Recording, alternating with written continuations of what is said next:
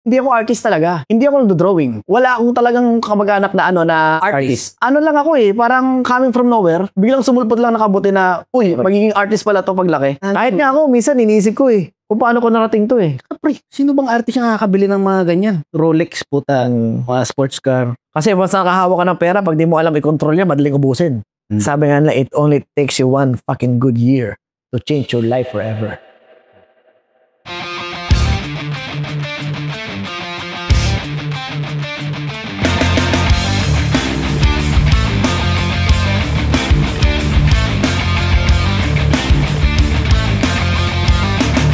This is Quarog Tattoos and welcome sa another interview. Guys, tatawagin na natin tong Quarog Talks. Dito natin makikita ang iba't ibang kwento ng mga tattoo artist. Tattoo artist ang bida dito. So, guys, welcome natin ang ating guest for today. Ang isa sa mga solid na judge ng Ink Tribe. Isa sa pinaka-solid na tattoo artist. Isa sa pinaka-successful na tattoo artist dito sa Dubai. Awel Galvez!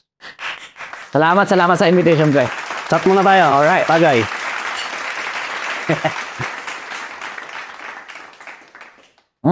Grabe no, sa wakas natuloy din tayo no. Oo nga Anyways, Nandito na tayo. Maraming salamat sa pag-imbita. No, para hindi tayo magkasama lagi no? Guys, taging tropa ko na rin kasi to. Hindi kami ganun ka-solid na magkaibigan dati. Ganun naman nagsimula lahat strangers lang Strangers lang talaga. Hindi kami nagpapansinan kahit sa event. Wala kasi may mentality rin ako na pag di mo ako kausapin, hindi rin nakakausapin. Ako, ganun din pala siya. Ganun din ako. So, binray ko yung silence nung in-invite ko siya nung birthday ko. Yun. Doon nangyari yun. Ikwento mo sa kanila yun. Nagulat ako doon, bro. Uy, inimbita ako ni Awel. Paalam ako kay Missy, syempre. In-invite ako. Kailangan ko yatang pumunta, sabi ko. Hanggang sa nakarating na tayo doon. Oo, grabe. Epic na yung night na. Lasing ako, nakahiya. Huwag na natin pag-usapan yun. Hindi naman nakakahiya yun, pero at least memories yun. Dadali na natin, matagal yun Kaya na pag-uusapan, pag matanda na tayo, pag-uusapan natin. Ganun lang yun At least may special na nangyari ng gabi na yun. Ikaw naman kasi kauna-unahan nung dumating doon. Guys, ito yung video na yan, no? Ito. Ayan. Panoorin nyo dyan. Click nyo yan. Subscribe na rin kayo dyan sa Quarog TV. Okay, simulan na natin. Sa pinakasimula talaga. Saan ka nag-start? Ako, purong Bulacan talaga ako. Doon ako pinanganak sa Balagtas, Bulacan. Awel Galvez talaga ang pangalan mo? Ang pangalan ko talaga, Johnwell Galvez. Naging Awel siya. Siguro kasi yung mga kalaro ko, nung mga bata kami, hindi nila ma-pronounce yung Johnwell. Kaya parang laging Awel yung lumalabas. Jawel, hanggang Awel. Siyempre yung mga bata, medyo bulol-bulol pa yung mga salita natin. So, yun siguro. Kaya nasanay na ako ng Awel. Tsaka mas catchy siya, mas madaling tandaan Diba? Kasi sa atin naman mga Pilipino, yung John, parang Muhammad na yun sa Muslim Laging may John, di ba? Ganun yung pangalan sa atin. Only child ka ba? Oo, isa lang ako. Wala akong kapatid Matipid yung magulang ko Oo. Tatay at nanay mo taga Bulacan. Oo, same sila. Isang lang kami, baryo lang kami sa Bulacan, sa Balagtas. Born and raised in Balagtas, Bulacan talaga. Doon ka talaga lumaki. Puro. Elementary days mo. Matropa ka ba? Ay, oo, talaga. Madami. Kasi, dahil nga wala akong kapatid di ba? Una dyan naman, Parang hinahanap ko yung yung brotherhood sa mga kaibigan ko. So, dahil sa bahay, boring. Mag-isa ko lagi. So, yung magulang ko naman, nag-work sila. So, sa kaibigan ko talaga, hinanap yung, para bang, yung pakiramdam ng mayroon kang kasama. So, kaya lahat ng maging kaibigan ko, super close ko. Ganun ako Never ka talaga ako nagkaroon ng doubt sa isang tao na hindi ko magugustuhan ugali niyan. Basta kinikilala ko muna sila. Hindi kasi ako mahirap pakisamahan dahil nga sabik ako Sabik ako sa makakasama. Kasi only child ka. Oo, ganun. Kaya pala kaibigan talaga ako. Nung time na yon, anong hilig mo nung elementary ka? Nung elementary, laro-laro lang tayo nun Tamiya. Hello, ganun naman Tamiya nung elementary, Tamiya. So nung elementary ka, nakikitaan mo na yung sarili mo na sa art. Yun nga ano ka sa art? Wala Wala ka interest sa art? Ito talaga, hindi ako artist talaga. Hindi ako nagdo-drawing. Wala akong talagang kamag-anak na na artist. Lang ako parang coming from nowhere, biglang sumulpot lang nakabuti na, uy, magiging artist pala to paglaki. Parang ganun High school, doon na na-introduce sa akin ng music. Musikero ka talaga. Nakikita ko lang yung mga kaibigan ko nagigitara. Yun. Nag-aral ka? Hindi, wala. Nung nagigitara sa inuman, meron kang kaibigan na marunong, ako pwede mo turo sa akin yung paano bang humawak niyan. Tuturuan ka niya. Siyempre, tuturo sa'yo basic lang. Hindi naman talaga totally na matututunan mo lahat. Wala. Ganun kasi talaga eh. Pati sa music kasi kailangan talaga matuto ka ng bata ka pa. Kasi hindi ka gagaling dyan eh. Promise. Kasi lalo pag hindi mo natutunan ang theory. May theory ang music. Wala akong alam sa ganyan. Kasi lahat sa akin, self-taught. Nung ano na ako, na hiling na ako sa music, siguro mga bandang second year or third year high school na yun, doon na. Para bang nanghihiram na ako ng gitara. Tapos, yung mga time na yun kasi, ang hirap eh. Dahil wala namang YouTube nun eh. So, para lang makapagsipra ako ng, ng music nun, yung CD, patutugtugin ko, or meron ko yung nagamit natin, didikit ko pa sa tenga ko gano'n, parang wala pa akong headset nun eh. Tinatari ko pa siya eh. Kasi guys, sa mga hindi nakakaalam, songer to, songer. Ang galing rin nitong kumanta. Here the mold pops up, he come, moving up slowly, he got juju abo, he want holy roller, he got hair down to his knee. To be a joker, he just do what he please to me. Dati kasi, nung panahon na yun, Na-practice mo na rin doon sa nung natututo ka mag-gitara. Parang first pa lang natuto na akong kumanta kasi gawa ng, yun naman lahi namin. Kanta muna bago gitara. Sa side ng daddy ko, Okay. talagang mga singer, talaga yung mga kamag-anak ko, magagaling silang kumanta. Tapos ako, na-try ko na rin, hanggang sa maano ako sa gitara, kasi mga tropa ko nagigitara eh. Parang na-influencean ako na, sige nga, try ko yan. Tapos naalala ko yan eh. Sinanlaan ako ng gitara, tuwa ako. May ipon ako nung time na yun. Nag-ipon ako eh. Yung mga baon ko, tapos extra na ginagawa ko, sinala sa akin, mura lang. Simula nung sinala sa akin yung gitara na hindi ako lumabas ng bahay, hindi ako muna nakihalubilo sa kanila. Kasi nagkaano rin ako, parang nagkaroon ba ako sa mga ng konting tampo sa mga tropa. Kasi gusto kong matuto, hindi man lang tuturuan. Kasi, kasi hindi ako tropa sa mga kaedad ko. Laging ang naging tropa ko, more than 4 years, 5 years old sa akin. Yung mga kasing edad ko, hindi ko talaga sila masabayan kasi mature yung utak ko eh. Totoo talaga yung yung kung ano yung nakakasama mo, yun ka magiging ganun ka rin. Na-gets ko rin yan eh. Kasi nung time na yun, basketball player na ako talaga. Nahilig ka na sa elementary. Kasi puro basketball player ang mga tropa ko. High school, may mga nakainuman ako.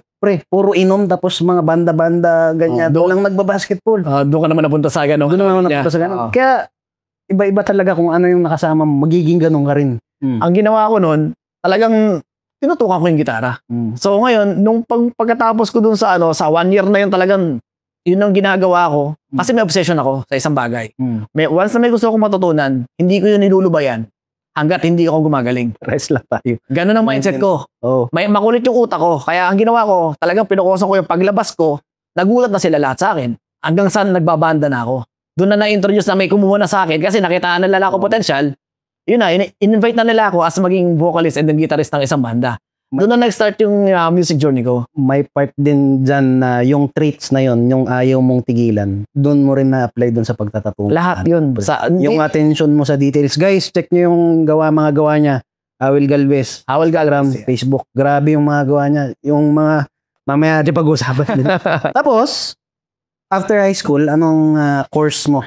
Ayun, after high school, college na. Karal ako, STA nga pala, shoutout, STA Balagtas. So, ang kinuha kong course is HRM. HRM sa STI? Yes, HRM, yes. Di ba nung time na yun, puro computer lang doon? Bago lang sila noon. Nagkaroon sila ng 2 years vocational course. 2 years yung course noon, pero pwede mo siyang i-extend ng 4 years.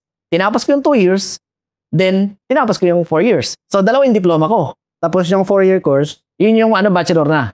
Bachelor of HRM pa rin, same. HRM pa rin. Okay, akala ko. Pero mo lang siya i-continue ba? Parang puro mga lang, minor subject lang yung sa 2 years. Sa vocational. Okay.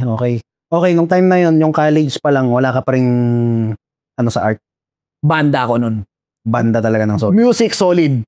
Pangarap ko talaga maging musikero. Yun talaga. Nung college ako, puro gitara tsaka kanta lang. Iniikot ko talaga lahat ng mga Battle of the Bands. Okay. Nung panahon na yun. Nagpo-perform ka rin sa mga, naging regular ka sa mga bar? Hindi. Minsan na-invite, pero hindi talaga ako naging sa yung mga show band. Hindi, kasi yung banda nakakasama ko dati, specific lang yung tinutugtog namin eh. Independent, parang independent na pero, isang genre lang. Na-experience din na kumanta ako sa isang jingle ng tumatakbong konsehal. Yung mga ganun ba, yung babayaran ka para kumanta ka, magre-recording kayo, gagawan mo ng lyrics yung campaign niya. So, nagsusulat ka rin. Oo, marami kong compose na kanta. Nagsulat din ako. Talaga, Nasaan na yung mga yun? hindi ko na alam. Kinakanta mo pa rin? Yung iba kabisado ko pa, yung iba may kalimutan ko na, pero marami ko naisulat na kanta. Ang naging ano ko kasi, buhay ko dati, music, never ko talaga in my life na magiging artist ako. Kasi hindi ako marunong mag-drawing. Tangina. Ito na yung tanong. Paano ka napunta na doon? Ayun na. Graduate ka, nagtrabaho ka ba as HRM or as Hindi. sa hotel o sa Yun, cruise ship? nag-OJT lang ako. Nag-OJT lang ako, pero sa Santa Maria yun, ano yun, isang resort. Kasi obligado ka mag-OJT, di ba? Kailangan yun, requirements yun para makuha mo yung diploma mo Okay naman yung experience mo doon sa OJT? Hindi ka talaga ako pwede mangamuhan Hindi ako pwede mangamuhan kasi matigang talaga bungo ko Nakaaway mo yung boss mo, gano'n? Hindi naman, tamad ako.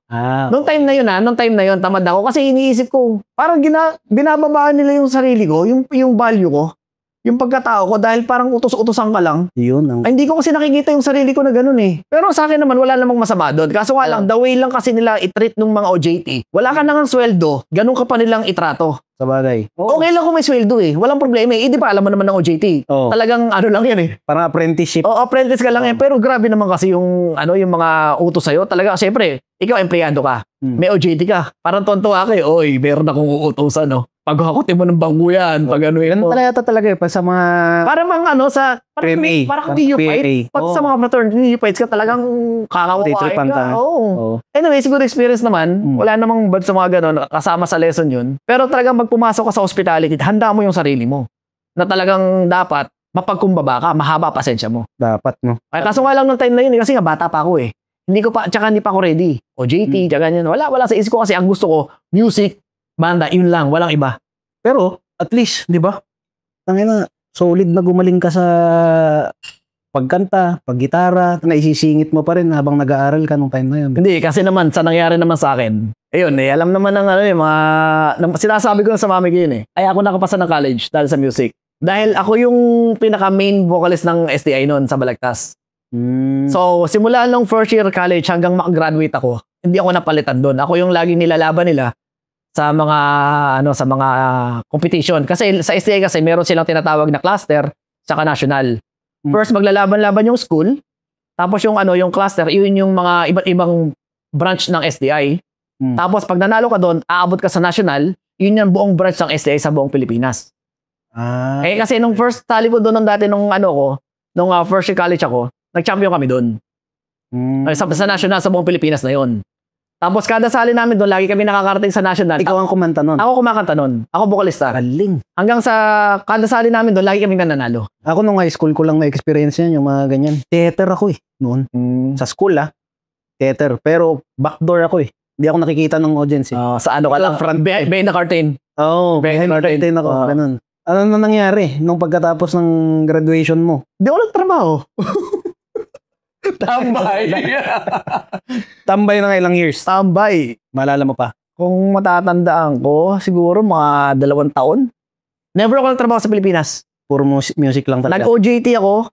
Pagkatapos nun, wala na. Tapos, yun na. Ay, hindi na rin ako nagbanda. Tinigil ko na rin nun. Nag-ano lang, acoustic na lang ako. Sarili ko na lang. Naglilibang na lang ako. Kasi wala, ang hirap din kasi magbanda Sa grupo kasi, 5 kayo 4 kayo. So, lahat yon mga busy. Kanya-kanya kayo ng ng obligasyon din sa buhay So, hindi na rin na priority. Nagbago na rin. Hanggang sa parang... Na-disband. Na-disband na rin. Then, nagpatato ako After nun? Oo, yun doon na pumasok yun Yung nung nawala na ako sa banda, sabi ko parang, gusto ko magpatato. Yun na. Doon na pumasok na, sige, papatato ako. Nung nagpatato ako nun, naghanap ako ng artist. Ang kilala ko nun, yung isang tropa ko, taga-Panginay. So ngayon, sabi ko, pre, baka may kilala kang artist dyan. Kasi nung time na yun, medyo picky na rin ako Gusto ko, ayoko ng tatong kali alin dyan? Ito. Koi fish, no? Ayan. Pwede siya din koi fish din yung unang tato. Siyempre, ito yung uso noon Isda. Tamis. Ayan, Ayan yun. So, yun nga. Naghahanap ako ng artist noon. Tapos, pinakilala niya sa akin si Art Flores. Ayan, shoutout kay Art Flores. Taga-Panginay na. Bukalista rin yun. Manda rin yan. Slap Noong panahon na yun, talaga naman, namamayagpag siya noon. Sa mga pinakamagaling artist sa amin sa Bulacan yun. So, tinatuan niya ako. Yun. Tapos, hanggang sa napanood ko siya Sabi ko, parang kaya ko to Pero sa isip-isip ko lang ha. Sa isip-isip mo Kaso, lang. hindi pala ako marunong mag-drawing. Sabi ko, hindi ako marunong mag-drawing. Pero yung pag-steady ng kamay, parang kaya ko eh. Kasi sanay ako sa ganyan eh. Oo. Tangay naman. Iba yun eh. Yung hagod niya, halos kapareho lang din nung hinahagod ko eh. Wala rin namang kinig yun. Oo nga, no? Only the legend knows. Oo nga, no? Same lang eh. Same lang yung hagod nun eh. So wala rin naman akong kinig. So sige ka ako. Hindi naman ako nag-aaral agad magtattoo nun eh. Ang nag-ano sa akin, ang nag-push sa akin na mag-aral talaga ng tattoo nun, nung binigay niya sa akin yung mga needle na ginamit niya sa akin. Hiningi mo. Hindi, kasi ang style niya talaga, pagkatapos kanyang tatuan, binabalot niya yung needle niya, tapos talaga niya yun for the sake of art. Tapos ibibigay niya sa yun as remembrance. Yun ang style ni Art Flores nung Galing, araw. no? So ngayon, naipon ko yun kasi natatuan niya ako isa, dalawa, hanggang sa na-sleeve niya ako. Ito pala, hindi pa to kasama, hanggang dito lang. Tapos nung huling-huling tattoo niya sa akin, so dami ko ng needle. Dami ko ng needle. Tapos sabi ko, anong gagawin ko sa needle na to? Nakita ko siya one day na dun eh. Tapos para bang naghahalukay ako ng ng mga sa bodega. May nakita ako na na VHS player. Yung alam mo nung araw yung malaki. Paano ka nagka-idea na pwede mong gamitin yun? Dahil yung mga sa paligid lang, pampreso. Alam mo yun, marami ka naman sa Pilipinas, naririnig mo naman yung mga ganun eh. Yung mga dynamo. Nakita ko to, sabi ko, kasi makatikot ako eh. Nung nakita ko yun, sabi ko, sige, meron ako dun. Doon na nagsimula. Binuksan ko ngayon yun. Ginawa ko, bumaluktot ako ng tinidor. Mayroon sa aming injection na, yung basyo na. Hanggang ginamit ko, hanggang yung needle na binigay niya sa akin, pinaubra ko dun. Ginawa ko ng paraan para magamit ko dun sa machine na yun. Tagal ko rin binuo, hanggang sa mapaganda ko siya ng mapaganda. Yung pa yun, yung traditional na, yung may hook. Yun yung bilog, yung conventional needle. Anong year yan? Early 2012. Dumating kasi ako dito March eh. So bago ako dumating ng abroad, same year. Siguro baka December, binubuo ko na yung machine. Baka ganon. Nilalaro ko na yung machine nun. May naitattoo ka doon sa machine na ginawa mo? Oo, yun. May natattoo ako doon. Yun yung first tattoo mo? Eto nga. Ang kulit ng istorya nito. Doon sa machine na yun. Kasi nakikita ng tropa ko, pinapakita ko sa kanila eh. Pinagmamayabang ko dahil nakabuo ako ganyan. One time, pumatok sa bintana ako. Ang tropa, sabi niya, pre, tattoo mo ko. Hindi ako marunong. Sabi ko sa kanya ganun. Sa kanya wala akong tinta. Sabi niya, ano ba tinta ginagamit nyo dyan? Out of nowhere? Oo. Nagpresenta siya, sabi ko, parang ang lakas ng loob nito Willing siyang maging first canvas ko. Okay. Tapos sabi niya, ano ba tinta ginagamit nyo dyan? Sabi ko, alam po, rotring eh. Yung pang-computer. Rotring. Saglit lang Maya bumalik, may dala-dala na. Isang itim, tsaka isang pula. Na rotring talaga. Yung square yung lalagyanan. Patayari, maobligan na ako magtato Hindi, dumating na doon. Nandun na, nakasetup na. May isa pa tayong problema. Sabi ko, ano yun? Hindi ako marunong mag-drawing. Sabi ko sa kanya, gano'n. Tapos, buti yung kinakasama ko. May stencil na nun? Wala. Walang stencil? Yung hindi ko alam yun. Wala akong alam sa ganun. Okay. Yung kinakasama ko that time, marunong mag-drawing. Lettering lang yung gusto niya, pangalan lang, hindi ko magawa. Kasi hindi nga ako marunong. Tapos sabi ko sa partner ko noong time na yun, drawingan mo yan, babakating ko na lang. Kaya kong bumakat eh. Kasi pinaktis ko na sa sa orange at sa banana eh. Kaya ko na eh. Alam ko anong steady yung kamay ko eh. Pinadrawing ko sa kanya. Then drawing niya, sabi ko, eto na. Tinrace mo na. Oo. Wala akong picture eh. Sayang, hindi ko nga na-picturean yun eh. Sayang. So, nung unang hawak ko nung machine, nung orange at ang ganda ng kamay ko, pulso ko eh. Confident eh. Siyempre, wala naman, di man gumagalaw yun eh. Nung tao na, puta, parang gumagalaw yung kamay ko. Lintik yung inig ko, pre. Sabi ko, sa una talaga, ganyan. Bakit ganito? Hindi ko mapigil to. Pero hindi. Kaya ko to. Na lettering pa. Nalabanan ko yung na-overcome ko yung fear eh. Ganon nangyari sa akin. Hanggang sa natapos ko siya. Siyempre, hindi naman ganun pulido. Siyempre, first time mo eh. Pero ako kasi, medyo, nung time pala na ko na talagang permis yung kamay ko. Na alam ko kontrolin yung kamay ko. So yun, natapos ko yung tattoo na yun. May kulay pa, pula. Kasi may maliit na bulaklak sa nulo. Sabi ko, ayun, doon na nagsimula na-enjoy ko na siya. Hanggang sa, nung tinapa ko siya, nagtawag pa. Meron mga kaibigan siya pinatatuan sa akin. May bayad na. May bayad na. Pangalawang tattoo ko may bayad na. Alam ko 100 pesos. Pangalan lang din. Tinawag ko rin yung kinakasama 100 ko. pesos. Sabi ko, tara dito, drawingan mo ulit to, tatatoan ko. 2012 pa rin. Well pa rin yun. Bago ako, bago ako mag-abroad yun. Yun ang pinaka-solid mo. Ang pinaka parang main turning point mo, 2012 din. Yun. So, yun na. Hanggang sa, medyo nakagawa-gawa na ako noon, nakakapag-pollination na ako, ganyan-ganyan. Sa loob ng 3 buwan. 3 months lang. 3 months yun. Kasi nga, sabi ko kasi, may obsession ako, di ba? Pagka may gusto akong gawin. Yun lang yung ginagawa ko. Minsan nga, mami ko, naririnig niya, tumutunog yung machine. Sa kwarto, sinisigawan ako. Baka tinatatawa mo yung sarili mo, huwag mo tatatawa yung sarili mo. Mag-abroad ka pa. Sabi niya, mami, mag-abroad puro na ako ng tato. Sabi ko, saan yung ganun? Pero hinahayaan ka niya. Nung una at against siya, ayaw niya. Ayaw niya magpatato ako, ayaw niya yun. Ano mapapala mo dyan sa tato-tato na yan? Pero nung nagtato ka, anong reaction niya nung nagtatato ka na? Wala naman siya magawa eh. Tinatawanan ka niya siguro. Ako yung tipo ng tao kasi na pag may gusto ko, walang nakakapigil eh. Matigas ang ulo ko eh. Oo, pareho lang tayo. Ganyan din ang mentality ko nun, kaya ako napunta dito dun eh. So same year yun. Ano nangyari? Paano ka pa-abroad? Ang nagpa-abroad sa akin talaga, mami ko. Kasi nagalit siya sa akin, hindi ako nagtatrabaho. Noong time kasi na yun, may kinakasama ko. Yung kinakasama ko yung provider. So ngayon, ang mami ko, parang iniisip niya na nai-spoiled ako kasi nga, yun siya nagpo-provide na sa bahay lang ako. Hindi ako nagtatrabaho. Parang ang sarap ng buhay ko. Yung airpot mo? Namatay yung airpot ko, mabata pa ako eh. Siguro, 13 years old ako. Maaga siyang maaga siyang. Airpot. Tita. Hello, tita. Yun, Hal ka sa nanay mo. Hello, mami. Welcome to Wawawi. Dito na siya sa Wawawi. Ayun, ang ginawa ng mami ko, kasi ang mami ko talaga, ako walang pangarap eh. Ang nangarap para sa akin, mami ko. Dahil isa lang ako eh. Ako lang yung pag-asa niya mag-aawal sa buhay. Wala siyang no choice eh. Pero hindi na nag-asawa si mami. Nag-asawa pala siya, pero matagal, mga 10 years na nakalipas. Pero workout, hindi na. Nag-iwalay din sila ng huli eh. Tapos, nag-hire siya ng nag-hire siya ng fixer. Agency. Kasi ayoko magtrabaho. Nag-hire siya ng fixer para i-apply ako. Magtrabaho. Tanginang yan. Pero yun, yung trabahong to, konektado doon sa course ko. Sa course mo. Okay. Konektado naman sa course ko. Okay. Tapos, nakaalis ka naman. Yung na yun, yung Rekta Dubai ba? Abu Dhabi ako, unang dumating. Okay. So yun nga, pagdating ko rito, siyempre, akala ko, music pa rin yung ko eh. Sabi ko, pagdating ko doon, gusto ko maging banda ulit. Hahanap ako ng ng mga kabanda ko. Ang kulit mo rin talaga yun. Music pa rin yung target ko. Pagdating ko dito, pagpasok ko sa bar, nakikijam sana ako. Bawal pala dito humawak ng mic pag wala kang lisensya ng panahon na yun. Hanggang ngayon, pre. Hindi, ba't maluwag na ngayon? May mga videoke na nga eh. Nakakakanta ka na eh. Ilang beses na ako nakajam eh. Hindi tulad talaga dati, hindi ka talaga paakitin ng stage ng mga banda. Bawal kasi makaka-fine sila. So, nawalan ako ng 2012 pa rin to. 2012 pa rin yan. Okay. Nawalan na ako ng hope no na magbabanda ako.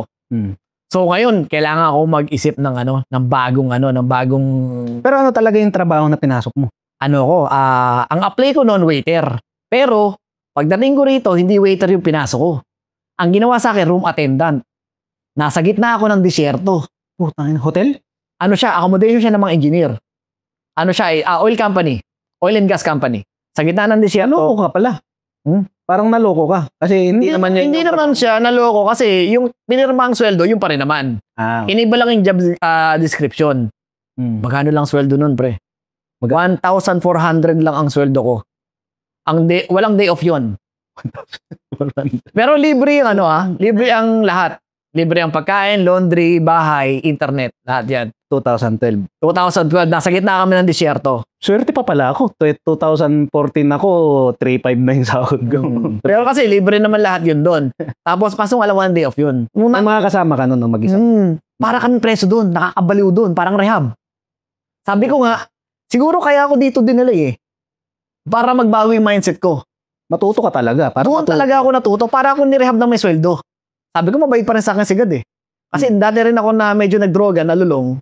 Kaysa marehab ako, siguro dito na ako pinadala eh. May sweldo pa. Para ka nasa rehab na kasi bawal kayo lumabas eh. Bago kayo makalabas doon, kailangan yung security pass.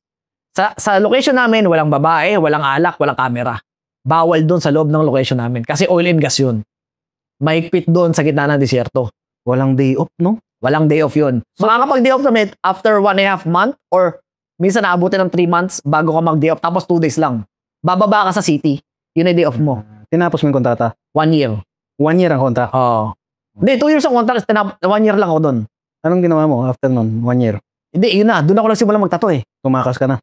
Ganto yan. Dahil nga nasa loob kami ng disyerto, doon na pumasok sa akin na na kailangan ko ng something na gagawin. Wala nang banda eh. So wala na, hindi na ako makakapagbanda. So, meron kang mentality na hindi mapakali sa isang bagay. Kailangan merong may kapalit. Libang. Oo, kailangan kapalit yung yung libang ako na isa. Wala na yun, hindi na ubra, hindi na mag-work eh. So, ginibap ko na yung dream ko na maging musikero. Naghanap ako ng bagong venture. Okay. So dumating itong ngayon. Sabi ko, sige. Sabi nila daw dito, malaki ang kita ng tattoo rito, ng tattoo artist dito sa sa Dubai, Abu Dhabi. Sabi niya ganun. Ganun ba? Sabi ko, may na ako, nakagawa na ako ng tattoo machine sa Pilipinas. So kailangan ko mag-ship ng from music to other venture kasi nga wala na eh. So pero nasa utak mo pa rin yung tattoo, syempre kasi, 'di ba? Yun yung iniwan mo sa Pinas eh. Oo, kasi wala na akong music noon eh. So nag-aral na ako ng tattoo eh. Pero dahil nga bumunta ako na ibang bansa, mas malaki opportunity, kala ko mabibuild up ko pa rin yung pagiging musikero dito. Hindi na pala. Sinasabi nila, maganda kitaan ng tattoo rito, yung mga kilala ko sa taga Dubai, ang mamahal maningin. Ganun yung sinasabi nila doon sa gitna ng disyerto. So kaya parang ako, ganun ba? Unang-unang sweldo ko, binili ko ng tattoo machine. Anong tattoo machine yan? Oil. Meron akong nakausap dito na si Riano, naghanap ako sa Facebook. Dito mo na siya binili. Hindi mo in-order. Taga Abu Dhabi ako noon. Wala pang order online noon, pre. Wala pang ganun. Online. Wala pang Amazon. Wala lahat noon. Talaga. May nakita ako sa sa Facebook, si Riano. Nagbebenta ng full kit tattoo supply. Alam mo yung nakabox nung araw? Yung mga may dalawang coil, may mga grip, may mga China yun, China. Yun, gano'n. Sabi ko, sige, bilhin ko yan. Magkano yan? Sabi niya sa akin, 1,000 daw, 1,500 dirhams ata, 1,000 dirhams. Basta around that price. Sabi ko, sige, unang-unang sweldo ko. Binili ko nun. Pucha. Tapos, yun na, game na. May ink na yun eh. Pumunta ako dinayo ko pa yun sa Dubai. Galing ng Abu Dhabi, galing disyerto. Di ba, sabi ko nga, tagal ko makapag-day off. Kaya yung unang sweldo ko kasya. Dahil parang 3 months ata bago ko nakapag-day off eh. So, sapat na para pabiling ko yan, pamasahe ng Dubai, makapag-stay ako rito. Magkano bili mo? 1,500 ata. 1,500 dirhams. Kompleto na yun, sangkit na yun. Mahal yun ah. Mahal nga talaga. Kasi nga, sabi nila mahal daw gamit kasi syempre, bawal dito. So, ako wala na akong basta sa akin, gusto ko ipuruso tong bagong dream ko na maging artist eh. Sa kahit, alam ko kasi nasa disyerto kami, wala namang ibang pupuntahan yung mga kasama ko doon, kundi ako lang. Lahat ng tao doon boring. Bawal ang day off, tapos nasa loob ka lang, wala kang ibang gagawin. So ngayon, nung pinunta ko dito sa Dubai, dinayo ko na, binili ko na. So ngayon, excited ako. Pagdating doon sa syempre, pag-uwi ko pa lang, binuksan ko agad. Tiningnan ko. Di ba, ang unang-unang ginamit kong tattoo machine, gawa ko. Proper na yon. Pagtingin ko, paano ito gamitin? Hindi mo alam gamitin. Ang dami. May mga wire, may Paano nakaiwalay yung yung power supply, may cord. Hindi mo alam kung saan excited ako kasi akala ko, plug and play parang yung sa yung sa ginawa ko nung dati na gano'n lang. Pagtingin ko, paano ko gagamitin to? Hindi mo alam. So ngayon, doon na pumasok ang YouTube. Nag-YouTube ka? Nag-YouTube ako kasi wala nang magtuturo sa akin eh. So inaaral ko na ganito pala, yung pala power supply pala yon. Yung box na yon, tapos yung wire ko konekta mo rito, kokontrolin mo yung isang maliit pedal. Tapos nilalagyan din pala ng goma. Alam mo yun, yung lahat ng yun natutunan ko sa lahat sa YouTube. Hanggang sa naparan ko na siya.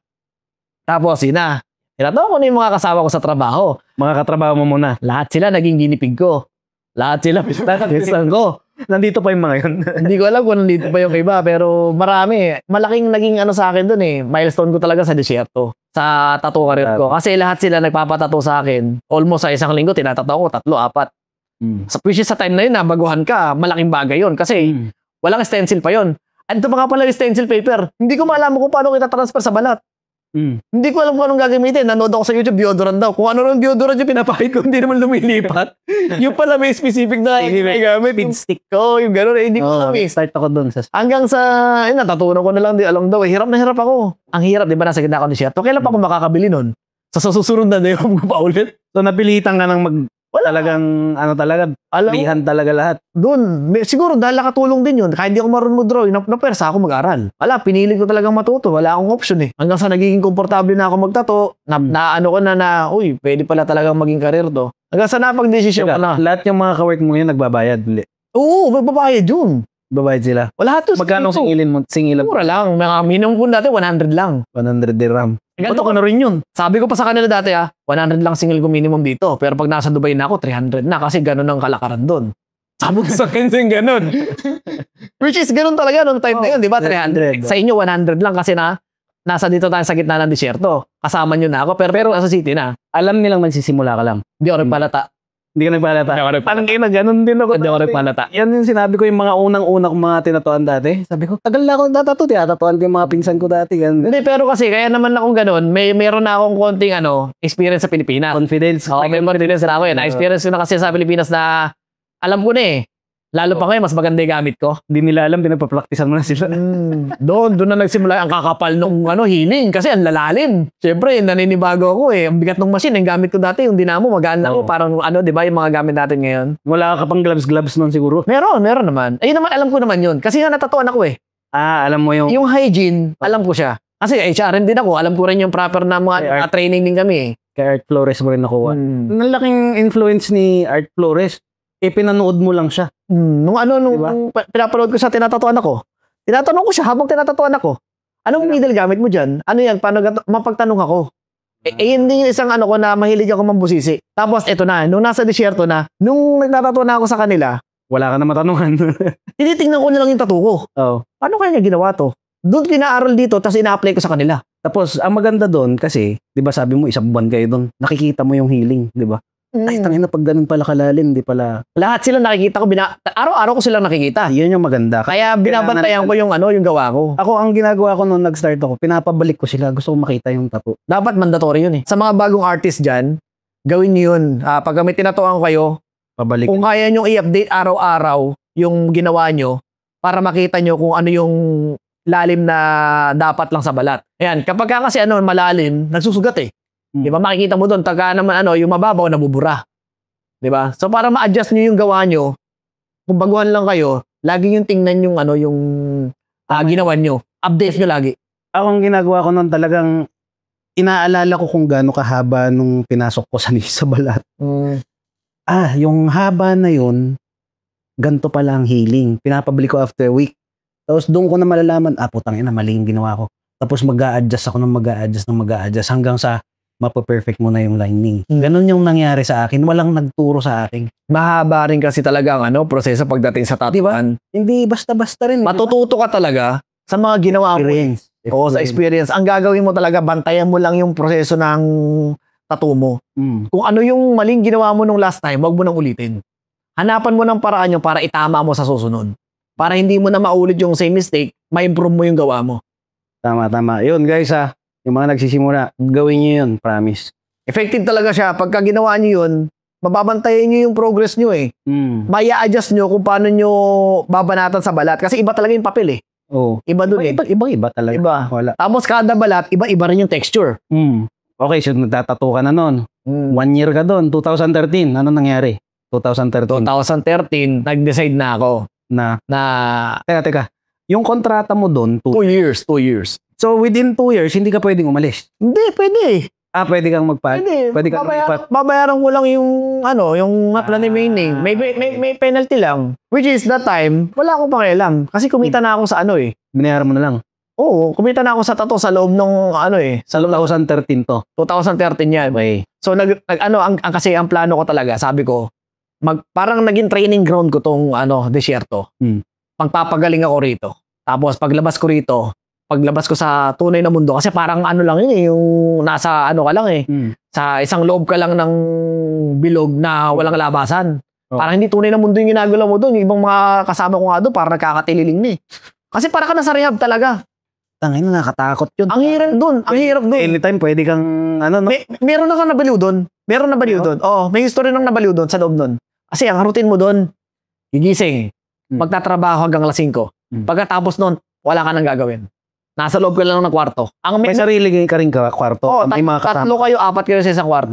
Okay. Tapos meron namang libangan, merong basketball court, tapos meron mga active mage, mga gym na ano, pero kasi magagamit mo lang yun sa gabi. Umalis ka, nag-decide kang umalis. Saan ka na pumunta? Iniisip ko na noon, pinlano ko na, tinuos ko yung gastos ko. Kasi alam mo, ang tingin nila sa akin sa desierto, para bang ang yabang-yabang ko. Kasi sinasabi ko lagi sa kanila, na ako, stepping stone ko lang to. Na ginagawa ko lang dito lahat tinitiis ko kasi may target ako na mas malaki paglabas nito. So parang hindi nila nakikita yung mindset ko kasi iba doon sa kanila, 3 taon, 5 taon na doon. Okay. Ayaw nila umuwi ang dahilan nila, sa city, oo nga, magkano sweldo mo, pero ang lakas ng gastos doon, magkano bahay doon, magkano expenses doon, ang mahal ng cost of living. Sabi ko naman sa kanila, kasi yun yung nakikita nyo. Ako naman, ang nakikita ko, yung opportunity ko doon na mag-grow. Dito, kahit 10 taon kayo rito, ganyan pa rin kayo. Kaya hindi na nagugustuhan yung ano ko, yung sinasabi ko. May mga tao rin kasi na ayaw nakakarinig sa ganun eh. Ako sa akin, real talk lang eh. Yun yung thinking ko eh. Yun ang gusto ko dito kasi parang napaka straight to the point. Oo. Kasi totoo eh. Like me or hate me eh. That's it. So ngayon, nung kinausap ko sila na, sabi ko, ayoko kasi rito, walang opportunity, hindi ako mag-grow dito. Kaya hanggang 1 year lang target ko, aalis din ako. So parang sa kanila, yabang naman ito. Tingnan natin pagdating mo sa city. Kung kakayanin mo mga sinasabi mo.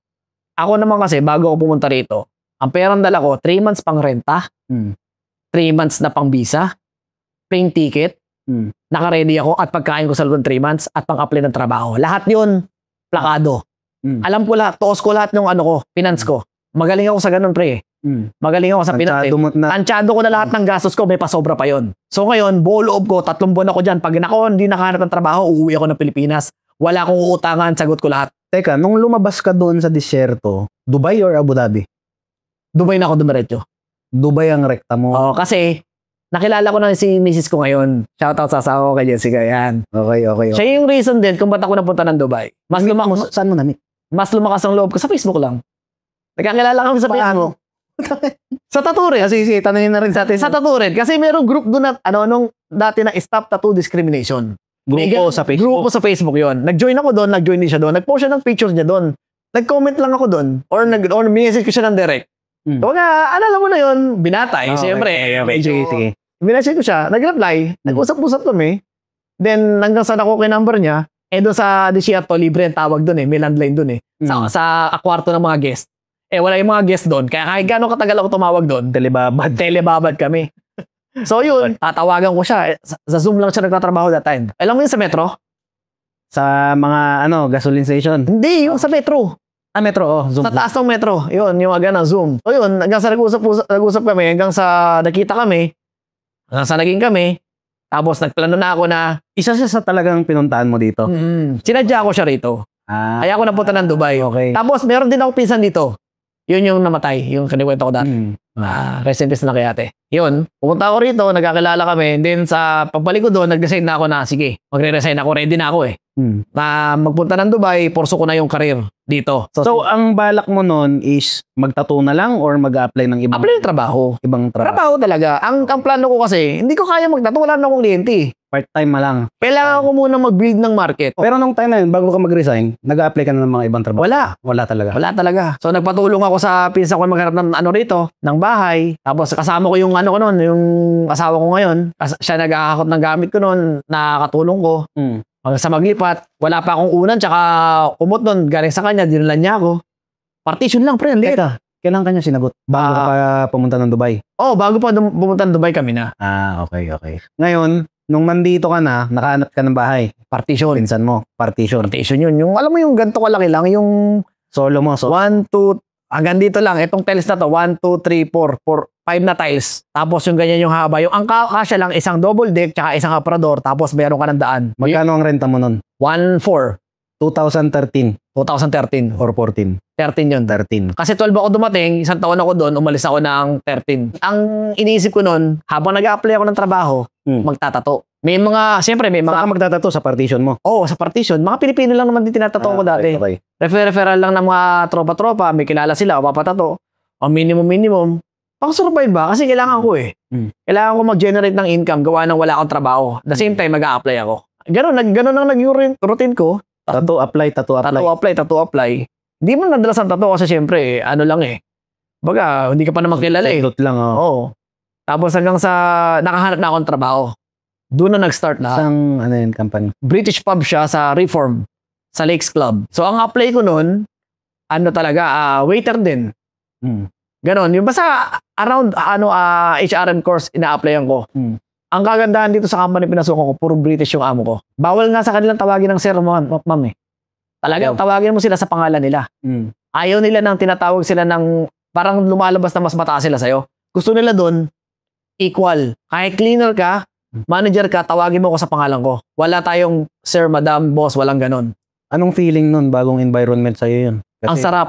Doon ako nag-grow. Briton no? Yung mga Doon ako nag-grow kasi ibang culture ang dami ko natutunan doon kung paano sila mag-isip. Kung paano nila irespeto yung isa't isa, na wala dapat above kahit anong posisyon mo. Gaano ka katagal doon? 1 taon lang din mahigit. Mga 1 year. Hindi mo rin tinapos yung kontrata mo? Pero sila yung nagbigay ng opportunity sa akin sa tattoo eh. Kasi ang nangyari nun, etong babae na yan, siya yung nag-hair sa akin. Parang ang close nyo dyan Oo, close talaga kami yan. Tapos, sinabi ko rin nagtatato ako, ganyan-ganyan. Tapos, music din. Siyempre, interview eh. Tell me about yourself. O, sinabi ko lahat. Sinabi mo na nagtatato ka? Oo, nagtatato ako. British yan eh. Wala naman silang ano rito eh.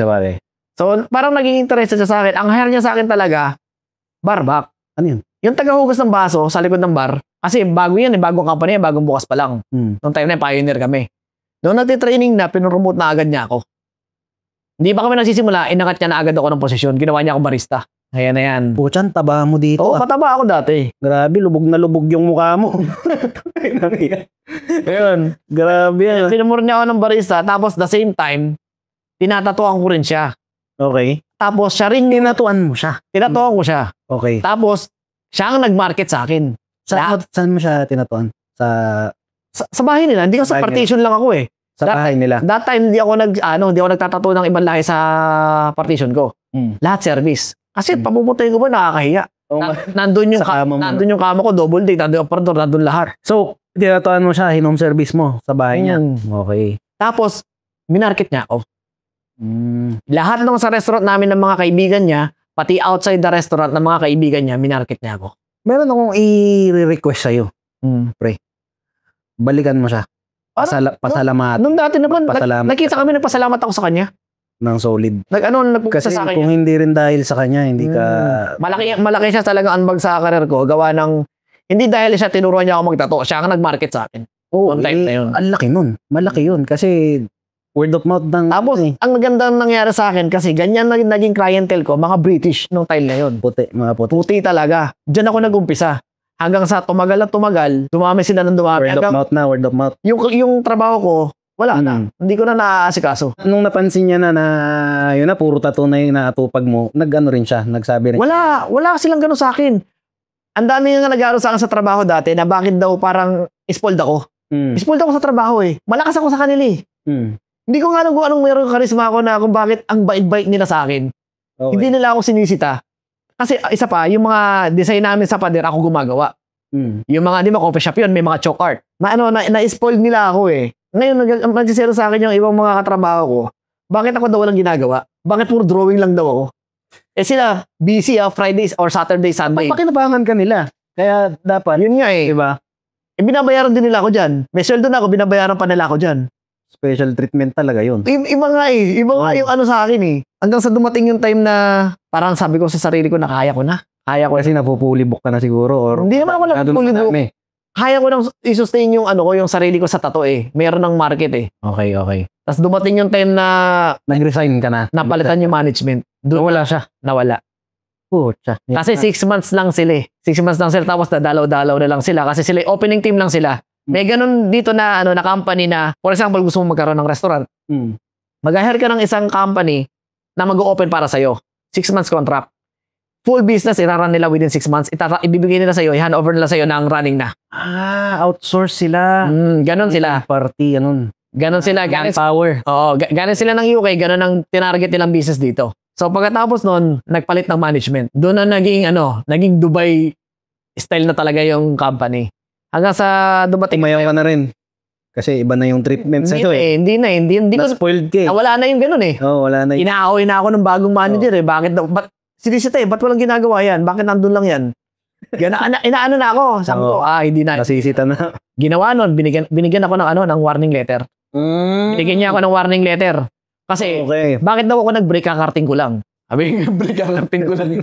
Kaya syempre, sanay ako ng nang-spoil niya ako eh. Oh. Eh, yung kasama ko kasi, nag-break din. Nawala na tao yung pwesto namin. Oh. So, ngayon, binigyan niya ako ng warning letter. First time ko magkaroon ng warning letter sa lahat ng, ng management na yun. Pagtalikod niya, tinawagan ko yung asawa ko ngayon. Girlfriend ko pa lang siya that time. Sabi ko, gawa mo ako resignation letter. Pagtalikod niya, pagpasa niya sa akin ng warning letter, pabalik ako sa office niya, pinasa ako ng resignation letter. Eh, mas mayabang ako. Ikaw pa yung kupal. Pero binigyan niya, kasi kala niya, ito sa'yo, warning letter. Hindi, pagtalikod niya, pagawa ko, paprint ako sa namin sa receptionist. Pagbasa ka na, sabi niya, mag-resign ka na? Oo. Pasa ko sa kanya. Resign. Okay. Di yun. Parang wala. Di ba, uso sa atin dati, pag gano'n. Ano sabi sa'yo? Ano bang lahi to? British din. British din. Okay. So ngayon, di ba sa atin, pag magre-resign na ganyan, para bang pipigilan ka? Siya hindi, kasi mataas ang pride niya. Di ba, parang ang dating, okay lang, mag-resign ka, gano'n. Bibigyan kita ng problema. Hindi naman, tinapos ko yung 1 month notice ko. Pero bago matapos yung notice ko, kinausap niya ako. Kung ayaw ko daw umalis, okay lang daw. Okay. Kasi malamang, yung pinakataas doon, kinausap yon. Alam mo, pakinabang natin sa tao na yan. Iyan ang gumagawa ng lahat ng artwork natin dito sa sa restaurant. Ako kasi ang nagdo-drawing doon eh. Lagi kasi, may board kami doon na weekly pinapalitan yon ng menu. Ako gumagawa nun. Kaysa mag-hire sila ng iba, rekta na, ako nandun. Oo, mahal yun. Magbabayad pa sila nun. Tapos yun, sa pool bar kami, pinapalitan lahat ng chalk art doon, ako gumagawa. Chalk art din talagang mo rin, no? Pero kasi nga, naaral ko lang din, lettering lang. Sabi ko kasi, wala naman nagturo sa akin eh. Lahat yun, sarili lang eh. Hindi ka pinayagan? But tinuloy ko. Sinabi ko sa kanya na, to be honest, I'm just using this job for my visa. Because I'm already working as a part-time artist, but I'm already like earning more out of this career. Sabi ko sa kanya ganon. Tapos nung sinabi ko sa kanya ganon, sabi niya, okay, I understand. Kaya sabi ko sa kanya, panahon na rin siguro na umalis na ako kasi hindi na rin ako nakakapagtrabaho ng maayos. Gawa ng busy na rin ako sa tato. Kailan pumasok si Jeric? Kailan? Dumating sa akin yan nung naging kaibigan ko si Bustillo eh. Si Rafi Jean. Okay. Si Paring Bong. Yan, shoutout for Paring Bong. Okay. Shout out. So yan, nakilala ko siya. Kasi yung isang katrabaho namin dati, kaibigan siya. Kaibigan daw siya ng mga dato. Kilala niya lahat ng dato. Teka, si Bong, matagal mo na siyang kilala. Oo, siya yung kauna-unahan dito na nakilala ko na artist. Paano kayo nagkakilala? Dahil nga doon sa katrabaho ko. Okay. Meron kasi isang araw dumating doon, nag-a-apply ng trabaho. Maraming tato. Tapos sinabi niya, kilala niyo yung mga dato.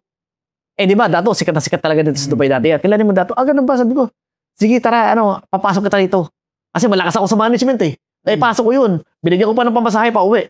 Kasi wala doon siyang pera. Pinatalo pa ako. Binigyan ko pa ng 20 dirham. Sabi ko, bayaran mo lang pag nakasweldo ka. Sabi ko, ganun. Pero mahalaga makapasok ka rito. Nakapasok yun. Nakapasok yun. Tapos, yun na nga. In-invite niya ako, in-introduce niya na ako. Nakilala ko una si Bong.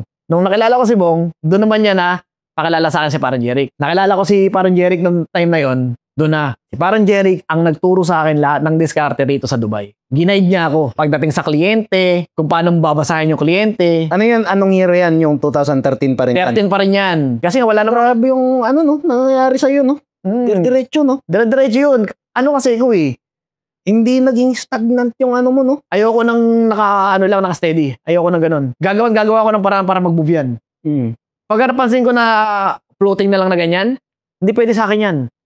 Kailangan gumawa ko ng paraan para mag-move forward, mag-progress yan. Hindi ko makakalimutan sinabi niya sa akin, kapag kinutubang ka sa tao, sa kliyente, wag mo nang ituloy. Wag kang masilaw sa pera. Wag mong tatuan. Kasi kinutubang ka na eh. So hindi na maganda yung pagkaramdam mo doon. Baka mamaya may mangyari pa na hulihin ka or something. Alam mo naman ang rules dito, di ba? Huwag mo nang ituloy. Yun ang lagi ko tinatandaan sa kanya. Kaya pag ako meron akong kliyente na alangan, bako. Yun. Bayad ba namang papasok eh? Ganun lang yun. So, ginabayan niya ako kung paano Tinuruan ka rin niya magtato? Hindi na sa tato. Kasi nung time na yun, nagtatato na ako eh. Mostly tinanong ko sa kanya, hindi sa pagtatato. Ang tinanong ko sa kanya, sa diskarte rito sa galawan ng tato. Shout out, Boss Jeric. Kumusta Parang Jeric, kamusta ka dyan? Ingat ka lagi dyan. We miss you. Yeah, miss ka na namin. Sana di pala nakakilala kay Jeric Calagian. Siya yung presidente ng dato rito sa Dubai. Ang laki ng naging ambang niya sa karir ko rito kasi siya talaga ang naghubog sa akin in terms ng kung paano gumalaw dito. Kasi veterano siya rito sa Dubai eh. So, ginaid niya ako eh. Kaya nga nung nag-resign ako sa trabaho, ang unang-unang tinawagan ko, asawa ko. Magawa na ako ng resignation. Pangalawang tinawagan ko siya. Sabi ko, pre, kailangan ko ng visa. Baka may maano ka sa akin, matulungan mo ako mag-get ng visa. Kasi marami na siyang contact eh. May grace period pa naman nung time na yun. Oo, may grace period na 1 month. Pero pwede naman ako mag-visit visa noon. Pero gusto ko bumili na agad kasi may pera na ako eh. Kasi advance na ako eh. Kasi mag-visit visa ako magkano. Eh kung bumili na ako ng 2 years. Ganun yung mindset ko eh. So, rekta na agad ako dun sa mas alam ko na mas makakatipid ako. So, tinawagan ko siya nung time na yun. Kung naalala niya pa yun kasi tagal na nun eh. Basta tinawagan ko siya noon, naalala ko yun. Sabi ko, pre, magre-resign na ako. Kasi inaano niya rin ako, magtattoo ka na lang. Bakit si Jeric ang una mong naisip sa visa? Sa totoo lang, si parang Jeric kasi dito, naging kuya ko yan dito. Kuya. Ayan na naman, balik na naman tayo nung bata ka kasi wala kang kapatid. Diba? Naging ano kami diba? Kasi siya yung nagpapayo lagi sa akin dito about sa mga ganyan. Naging close din kami talaga eh. Ang laki ng tinulong niya, gawa ng pag sinabi niya na dati na ganito gagawin mo ganyan. Siyempre ako bilang walang alam dito, absorb ko lahat yun. Ina-apply ko lahat yun. Talagang, kinig ka talaga, no? Nakikinig talaga. Kasi nauna eh. Diba? Respeto na lang din, siyempre. Kasi mas may alam talaga siya. Kasi nauna ka dito. Siyempre, diba? Sino bang pagtatanungan mo? Kaya yung mga bagong artist, huwag kayong mahihiya magtanong. Oo. Mas okay pa rin na may respeto pa rin sa mga nauna. Una-una yan, ganun. Respeto talaga. Huwag niyo kakalimutan mag-bless sa nakakatanda. Tandaan niyo yan. Yun. Part ng ano yun eh. Ng growth mo as an artist. Number 1 din yung attitude. Kasi kuwari magaling ka. Tapos may magaling sa'yo, maaasar ka. Kasi parang piling mo nasa sapawan ka. Bakit hindi mo lang kaibiganin yun? Diyan dalawa na kayo magaling. Magtanungan kayo pareho, magturuan kayo ng bagong technique. Ayun nga eh. Di ba? Oo. Tama. Kasi ang swerte nga nila ngayon, ang dali na nang matuto ngayon eh. Sobra. Tayo wala Diyan na lahat eh. Noon, walang access eh. Tapos, after noon, nagka-visa ka, nagtattoo ka na lang. Yun. Best decision ever. Changed my life forever. Nag-quit ka na lang talaga. So, 2013. So, sa buong buhay ko, unang trabaho ko yung sa disyerto, tsaka yung sa Dubai. Tapos pagkatapos nun, never na ako nagtrabaho ulit. Yun na yun. Pero yung decision na yun is parang lifetime decision na ito nang gagawin ko habang buhay. Hindi, wala namang kasing ganun eh. Walang ganun sa buhay, pre. Para sa akin. Yung habang buhay, ito nang gagawin. Kung ano lang yung moment mo ngayon, i-enjoy mo lang. Kasi wala namang forever eh. Hanggat binibigay sa'yo yung ganitong pagkakataon, samantalahin mo. Kasi pag tumigil yan, mababago na naman. Parang sa music. Noon dati, ganda ng karir ka sa music. Kala ko, magtutuloy-tuloy. Biglang nawala. Same sa tattoo. Ganun lang din yan. Kapag dumating yung time na mawawala na yan, so hanap ka ng bago. Tama. So, wala sa akin na permanente. Ganun ang iniisip ko na, basta kung ano yung ngayon, basta gagalingan ko. Bibigay ko yung best ko. Hanggat binibigay sa akin tong pagkakataon na to. So, nagtattoo ka na. Nagdesisyon ka na talaga na pure tattoo na talaga. Oo. Para makapag-focus na ako kasi ang hirap eh. Nagtatrabaho ka, nagtatattoo ka. Ang hirap mag-focus. Ito ang tanong ko ngayon. Kasi guys, kung mache-check niyo yung gawa ni Awel, push ko na rin kayo na i-follow niyo siya. Instagram, saka Facebook. Check niyo yung gawa niya. Guys, isa lang ang solid na mapapansin nyo. Super precise ng mga detalye ng tattoo niyan. Saan mo nakuha yun, pre? Yan na. Yun ang tanong ko sa'yo. Papasok na rito. Paano mo na... Pucha, napakanipis na linya, napakadiretso. Nagro-ruler ka ba? Papasok na sa akin dito si Soria. Shoutout kay Ray Soria. Okay. Teka lang. Saan pumasok si Ray Soria? Hindi niya ako tinuruan. Pero siya yung sinundan ko. Inad ko siya. Kasi nung nakalala ko si parang Jeric, sabi ko, pre, meron akong gustong matuto eh. Ganyan. Tapos nakita niya sa akin si Soria. Okay. Hindi ko pa siya nakikilala. Wala pang ano. Pinakita niya sa akin yung Facebook. Nung nakita ko yung gawa niya, sobrang hanga ko. Grabe kasi no. Nung pinrend ko siya, in-accept niya ako. Okay. Simula nung time na in-accept niya ako, lahat ng in-upload niya, tinignan ko. Sinundan ko lahat. Wala akong ibang artist na pinalo, kundi si Ray Soria lang. Yun ang sinasabi ko. Na-mention ko to sa isang vlog ko, pre. Na doon sa Instagram ko, nag-follow lang ako ng yung solid na gusto kong style at gusto kong matutunan na style ng tattoo. Yun lang yung lagi kong araw-araw na ini-scan. Kasi isipin mo, wala ka nang tapon kay Soria. Lahat ginagawa niya eh. Lahat kaya niya eh. Isa sa pinaka-all around dyan. Shout out. Oh. Brother. Enjoy mo yung bakasyon mo sa Pilipinas ha. enjoy Philippines. Ayun. Siya yun. Siya talaga. Hindi niya ako tinuruan, pero siya yung sinundan ko. Lahat ng post niya araw-araw, paano niya ginawa to, paano ganyan. So may part din sa'yo na gusto mong maging siya. Yun. Ang tawag pa sa akin dati. So talagang siya yung in-idolize mo talaga. Binansagan pa ako dati anak ni Soria.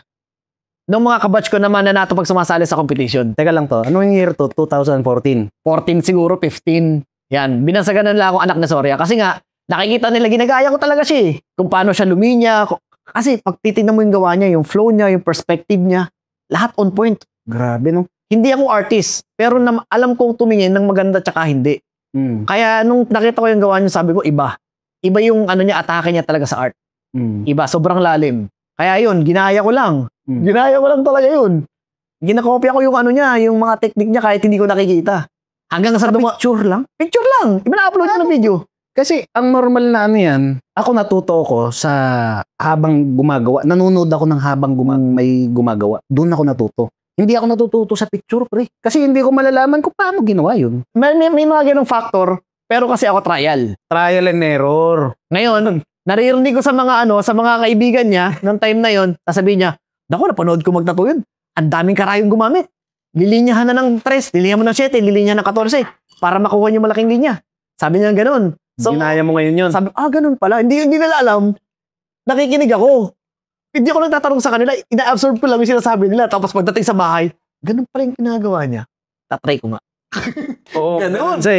Sa linyahan, guys, kasi si Ray Soria, meron siyang style na susugatin niya muna. Binubuka muna yung balat. Bubuka niya muna yung balat, tsaka niya Yan. bibirahin ng solid line. Effective. Kung ano yung sinugat mo, susundan ng ano mo yun ng kamay, ng needle mo yun. Hindi na igagalawang needle. Oo. Eto, Susundan na. ano rin, tip ko rin sa mga bagong artist dyan, or kahit sa mga medyo matatagal na nahihirapan mag-lining, pasadahan nyo lang na manipes yung linya, then balikan nyo na makapal. Basta wag nyo ibabaon. Yung una. Wag mong ibabaon yung una. Wag nyo ibabaon yung una. Sugatin mo lang. Sa tattoo naman, kahit balik-balikan nyo yan, hindi yan masusugat. Basta wag nyo babaon. Huwag mong dudurugin. Di ba, alam nyo yung shading ng gray? Ganun lang din ang hagod ng linya. Huwag kayong magbabaon. Kahit balikan nyo ng balikan nyo, hindi masusugat. Ganun lang discard ginagawa namin. Kahit sa mga fine lines, sa mga yung fine lines namin na sobrang ninipes, hindi naman one line yun eh. Binabalikan yun eh. Una yun, brush lang yun na manipis.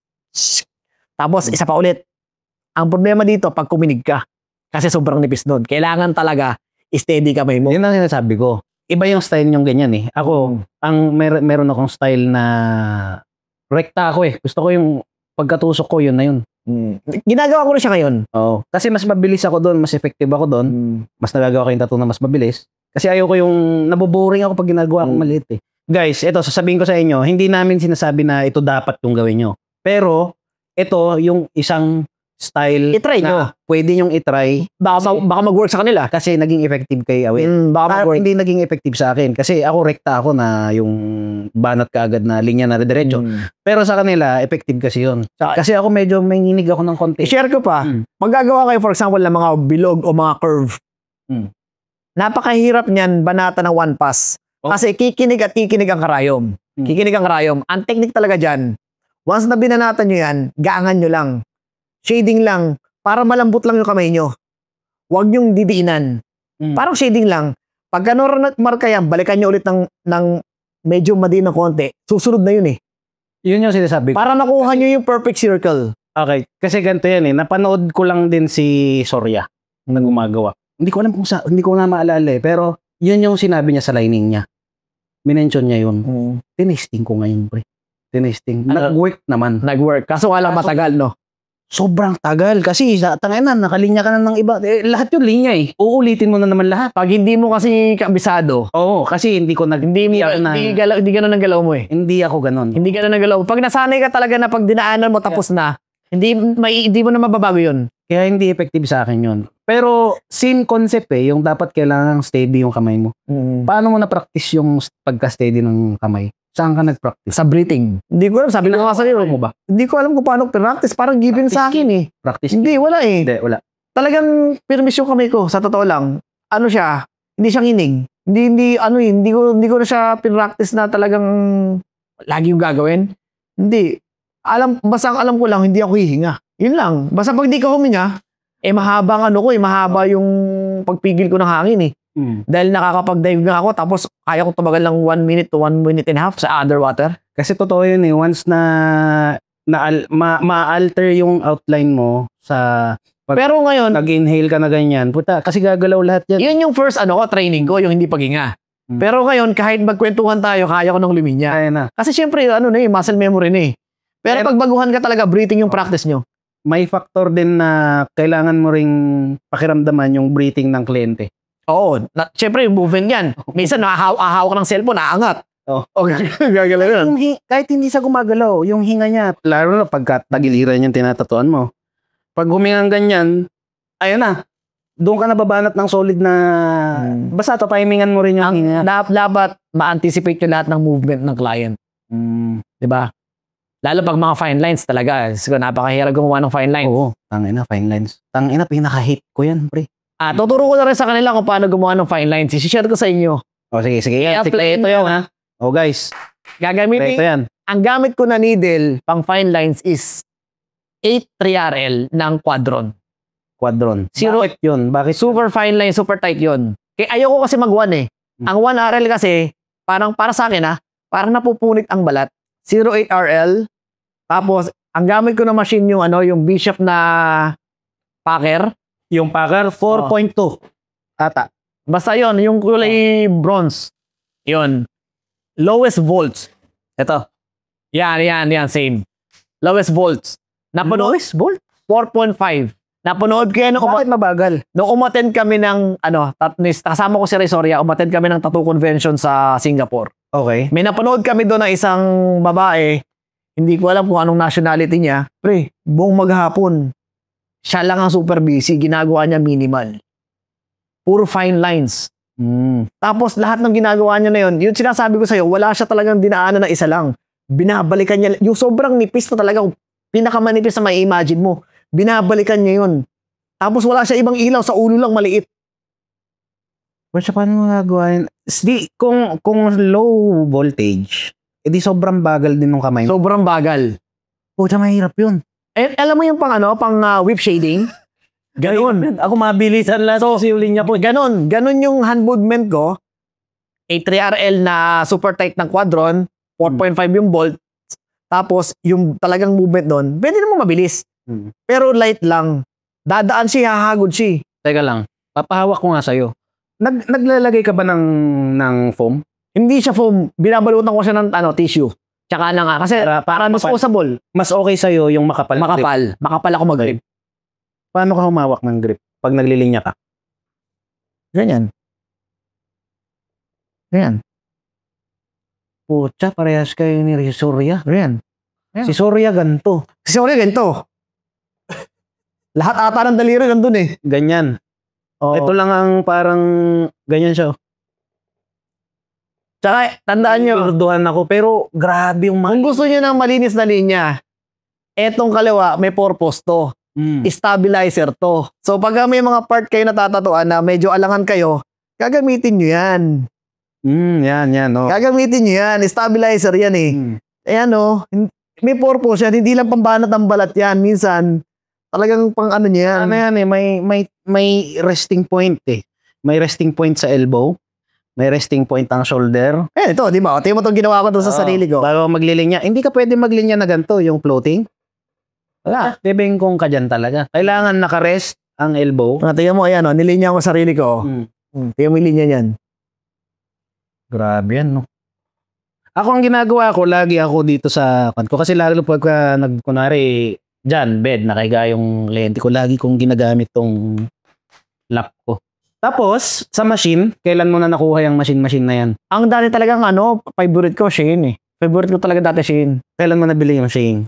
2015. Anong Shane to? Solnova? Yung pen. Yung una-una nila, yung pen. Yung Dicoble pa. Oo. Nag-try pala ako mag-FK. Bumili ako, di ko nagustuhan. Bakit? That time, ewan ko. Hindi para sa akin. Anong FK yun? Napanalunan ko pa siya bago i-release yung Scion? Scion din nag-start si Manong. Kasi first 500, di ba, yung nirelease nila? Napili ako nun eh. Yung worldwide nila, nakakabili ako nun ng first release nila. May pirma pa ni, nung founder. Kaso binenta ko rin kasi hindi ko trip. Okay. Talagang ang gamit ko nun, Shane ang Pino. Para sa akin Tapos yung chain, paano ka sa Bishop? Bishop naman, yung nilabas yan. Yung power wand. Yung Nag-wand pala ako. Una pa lang, di ba, na ba nga sa akin yung isa? Dicable. Ito. Oh, yan. Dicable. Ang ganda kasi pang line. Oo. Ang ganda Sarap hawakan, tsaka ang tibay ng machine. Nung mismong motor. Eh, nagkaroon na. Basta ako, Stick din ako. lahat ng bagong machine na lumabas, binili ko. Ako din. Siguro meron akong more than 15 na machine na puro brand new. Ang ano ko kasi, alam mo lagi namin sinasabi ni Soria, Testingin lahat. kapag ka magtatato ka, gumamit ka ng original, gamitin mo ni pinakamagandang machine. Para pagka sumablay yung tattoo mo, huwag mo sisisihin yung machine, sisihin mo yung sarili mo. Yun lagi sinasabi ni Soria, kasi sisihin mo yung machine, original na nga yung gamit mo eh. Oh. Ang mamahal-mahal na niyan eh, tapos sasabihin mo, machine pa yung problema. Ngayon ang problema, ikaw na. Di ba? Oo, tama naman. Katutuwa ko na kay Soria, ang ganun yung magsalita eh. Sa needles, saan ka nag-stick na? Dati talaga titek. Titek, tapos nag-quadro Sa na ako. lahat ha? Liner saka shader. Ang tagal ko nagtitik. Ang tagal. Pero ngayon, ang gamit ko talaga, nakabisado ko na ng gusto, Bishop na rin. Solid Bishop na ako. Lahat. Da Vinci. Da Vinci, yes. Pero ano yung nakita mo dito sa Bishop na bakit ka nag-stick dyan? Ito na ang gamit ko talaga, no? Lahat. Hanggang ngayon. Lahat. Yung Power 1 ko na, ayan yung ano, yung 4.2. All around ko na yan. Liner, shading, black and gray, colored. Hindi na ako nagpapalit. Lahat, yan na. Wala na akong ibang machine. Ano yung parang sa tingin mong nakapag-decide sa'yo na yan na? Ang lakas niya eh. Ang lakas niya, at the same time, kaya mong palambutin. Nakakapag-black and gray ka ng smooth, di ba? Yan. Sabi ko nga, ako nga eh. 5.0 to, pinalitan ko ng Camps to, pre.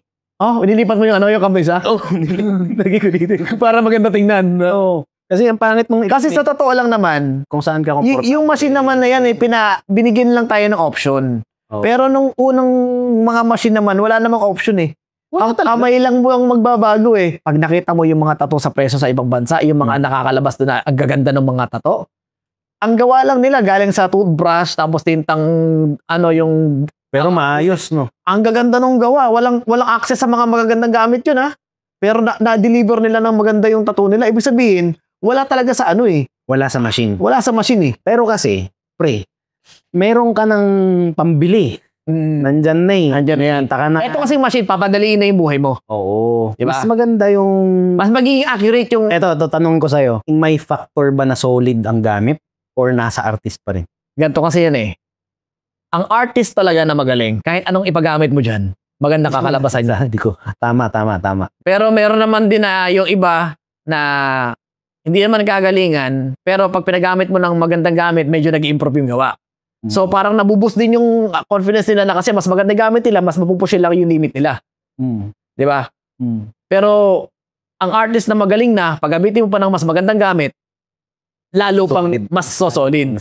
So, may factor, para sa akin, may factor ang gamit. Pero, ang factor talaga niyan, nasa sayo, nasa bilang artist. Kung pinaka-main, pero nandito lang yung mga gamit eh. Parang ginaguide ka din. Mag-i-improve ka rin talaga pag maganda yung gamit mo. Totoo. Para sa akin. Kasi gaganahan ka eh. Oo. Gaganahan ka. Ang Gagawa mo ng maayos, hindi sumasabit yung mga needles mo. Ang ganda ng tapers ng mga needles. So, ang sarap pag may bagong gamit kayo, bagong laruan nyo. Diba? Excited ka nga pag order mo, gusto mo, bukas dumoorbell na sa pintuan mo, oh, yung machine ko nandiyan na. Ganun eh. Ano ang nagustuhan mo sa Da Vinci? Lambot ng needle niya. Tsaka yung pino ng tama. Hindi tumatalon, hindi... Consistent. Hindi Tsaka, shake. Pino talaga sa balat. Pino siya. Hindi, wala talaga akong ano dun sa Da Vinci rin eh, nung pinagamit din sa akin ni Soria. Doon din ako na ano, puchang, ang sarap gamitin sa black and gray. Masarap. Tapos color packing. Ang kagandahan kasi sa kanya, ang lakas niya kumarga ng tinta. Pansin mo, kakamisan niya pag ang gamit mo yung 5.0, ilansik mo, ang dami. Asa sa sobrang dami niyang karga ng tinta eh. Maganda yung ano niya, yung ergonomics nung machine, nung tip. Kaya dati hindi ko nagustuhan yan. Binili namin yan ni Soria. Yung gamit ko kasi machine ng Shein. Hindi siya tugma. Kasi malambot na Shein, malambot pa needle ng ano, ng Bishop. Pero pag ginamit mo yung Bishop to Bishop, ay talaga naman. Nakadesign yung para sa isa't isa eh. So, kaya nag-work. Ganun lang yun. Ano yung usually na yung ginagamit mo na talaga na solid na ink? Ano ko eh, sa black ko, pure black. Sa triple black lang ng dynamic. Dynamic triple black. Hindi ka nahihirapan na i-blade yun sa... Pati sa mga wash ko, yun na rin. Yun lang. Dinidilute ko lang yun. Pag nagba-black and gray ka ba, nag-opaque ka din or Dati opaque ako. Dati opaque talaga. Style ko kasi ginaya ko nga si Sorry eh. Tapos bumalik ka sa ano. Bumalik ako sa wash. Nung ano na siguro, matagal na rin, mga year or two na puro gray na yung ginagawa ko na wash. Kasi, Pero hindi ka na nagwa-whitewash, ganun. Hindi ka na nagpapatong ng puti. hindi na. Yung puti highlights na lang. Nag-mature na rin as an artist sa tattoo. Na-realize ko rin Kinukumpara ko rin yun naman yung mga gawa ko. Sa mga ginawa ko, napansin ko, ang ganda ng healing, ang ganda ng aging kapag negative black and gray ang tinato mo. Alam mo yung mas lamang yung balat, pero ang ganda ng tama ng liwanag. Yun yung iaaral ko talaga ngayon na style.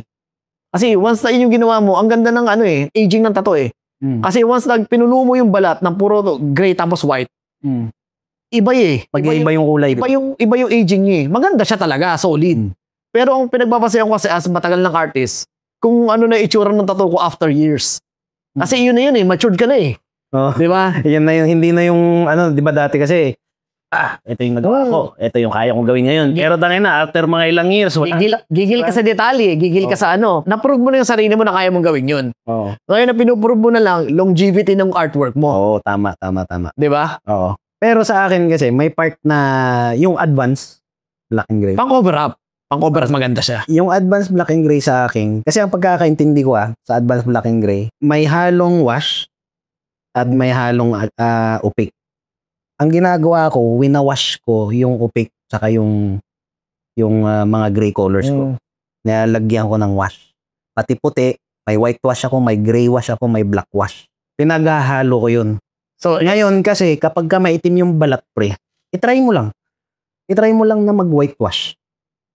Kumbari, may mga timpla ka ng wash mo, no? Maitim. Try mo patakan ng puti. Or, i-dip mo sa puti yung mo. I-try mo lang kasi masusmoothen yung Tsaka yung pagka-smooth ng gray, kita kahit maitim yung balat. Kahit healed na. Ay, tatry ko yan ganyan. At least sa akin sa akin lang, guys, hindi ko sinasabing yun yung tama, pero sa akin, medyo sa picture, pag bagong gawa, pangit tignan. Pero pag nag-heal na, pre. Hindi kasi, sa totoo lang, minsan, baliktad sa ma-judge mo rin kasi yung picture Kala mo, ang ligas-gas nito, ba't ganyan, sobrang puti. Pero pag nakita mo sa personal, ang ganda pala. 'Di ba? Kasi mahirap i-judge ang tattoo kapag bago. Oo. 'Di ba? Dapat ang i-judge mo talaga diyan yung heel. Kaya makikita mo yung mga black and gray ko, dinidesaturate ko kasi talagang pulang-pula kasi nabubugbog ko Kasi talagang nagde-blend ako ng solid. Pero pag once na nag-heal yun, pre, ang ganda ng blend. Alam mo na, gawa mo yun Oo.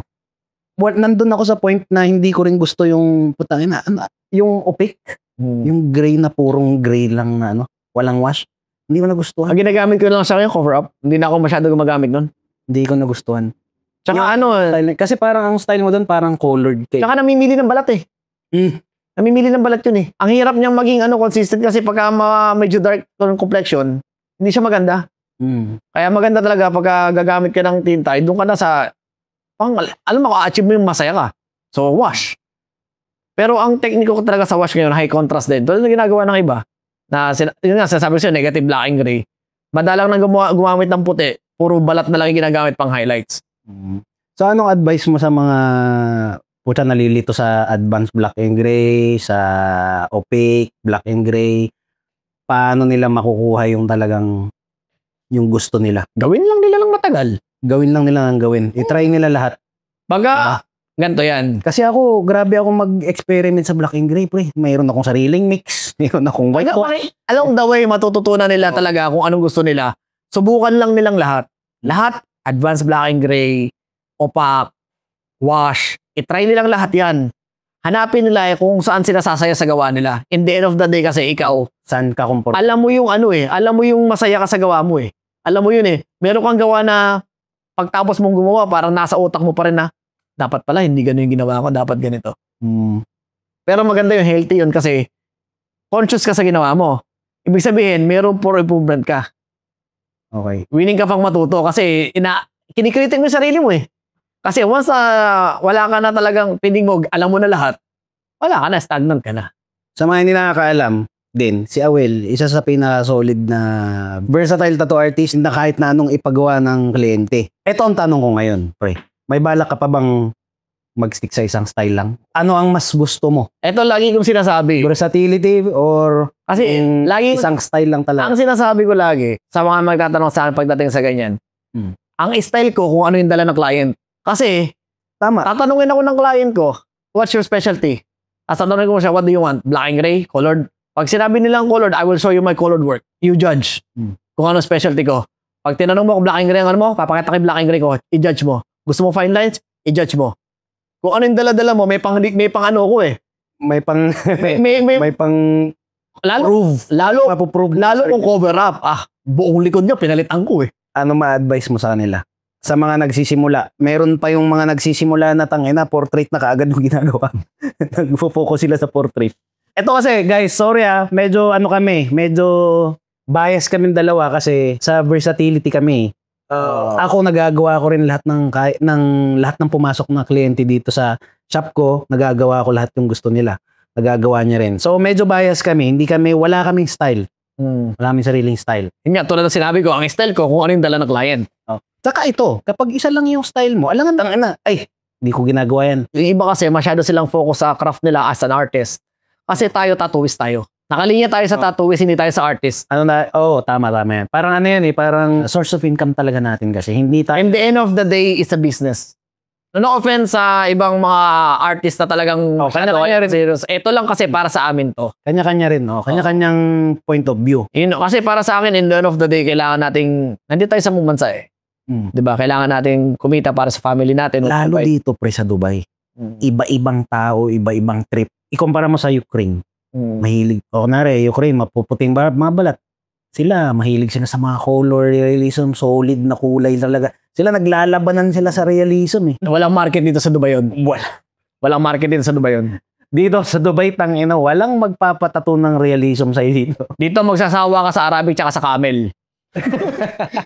At saka yung mga traditional, black lines, fine lines, yan. Sinasabi ko rito sa lahat ng artist na nandito.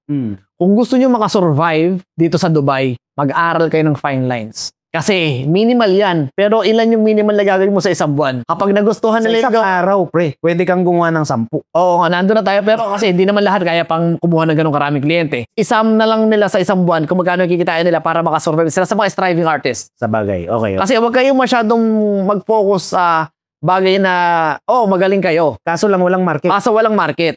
So ngayon, para makasurvive kayo, kaysa ibaba yung presyo nyo, mag-focus kayo sa isang bagay na alam nyo mag-generate sa inyo ng mas maraming client. Di ba?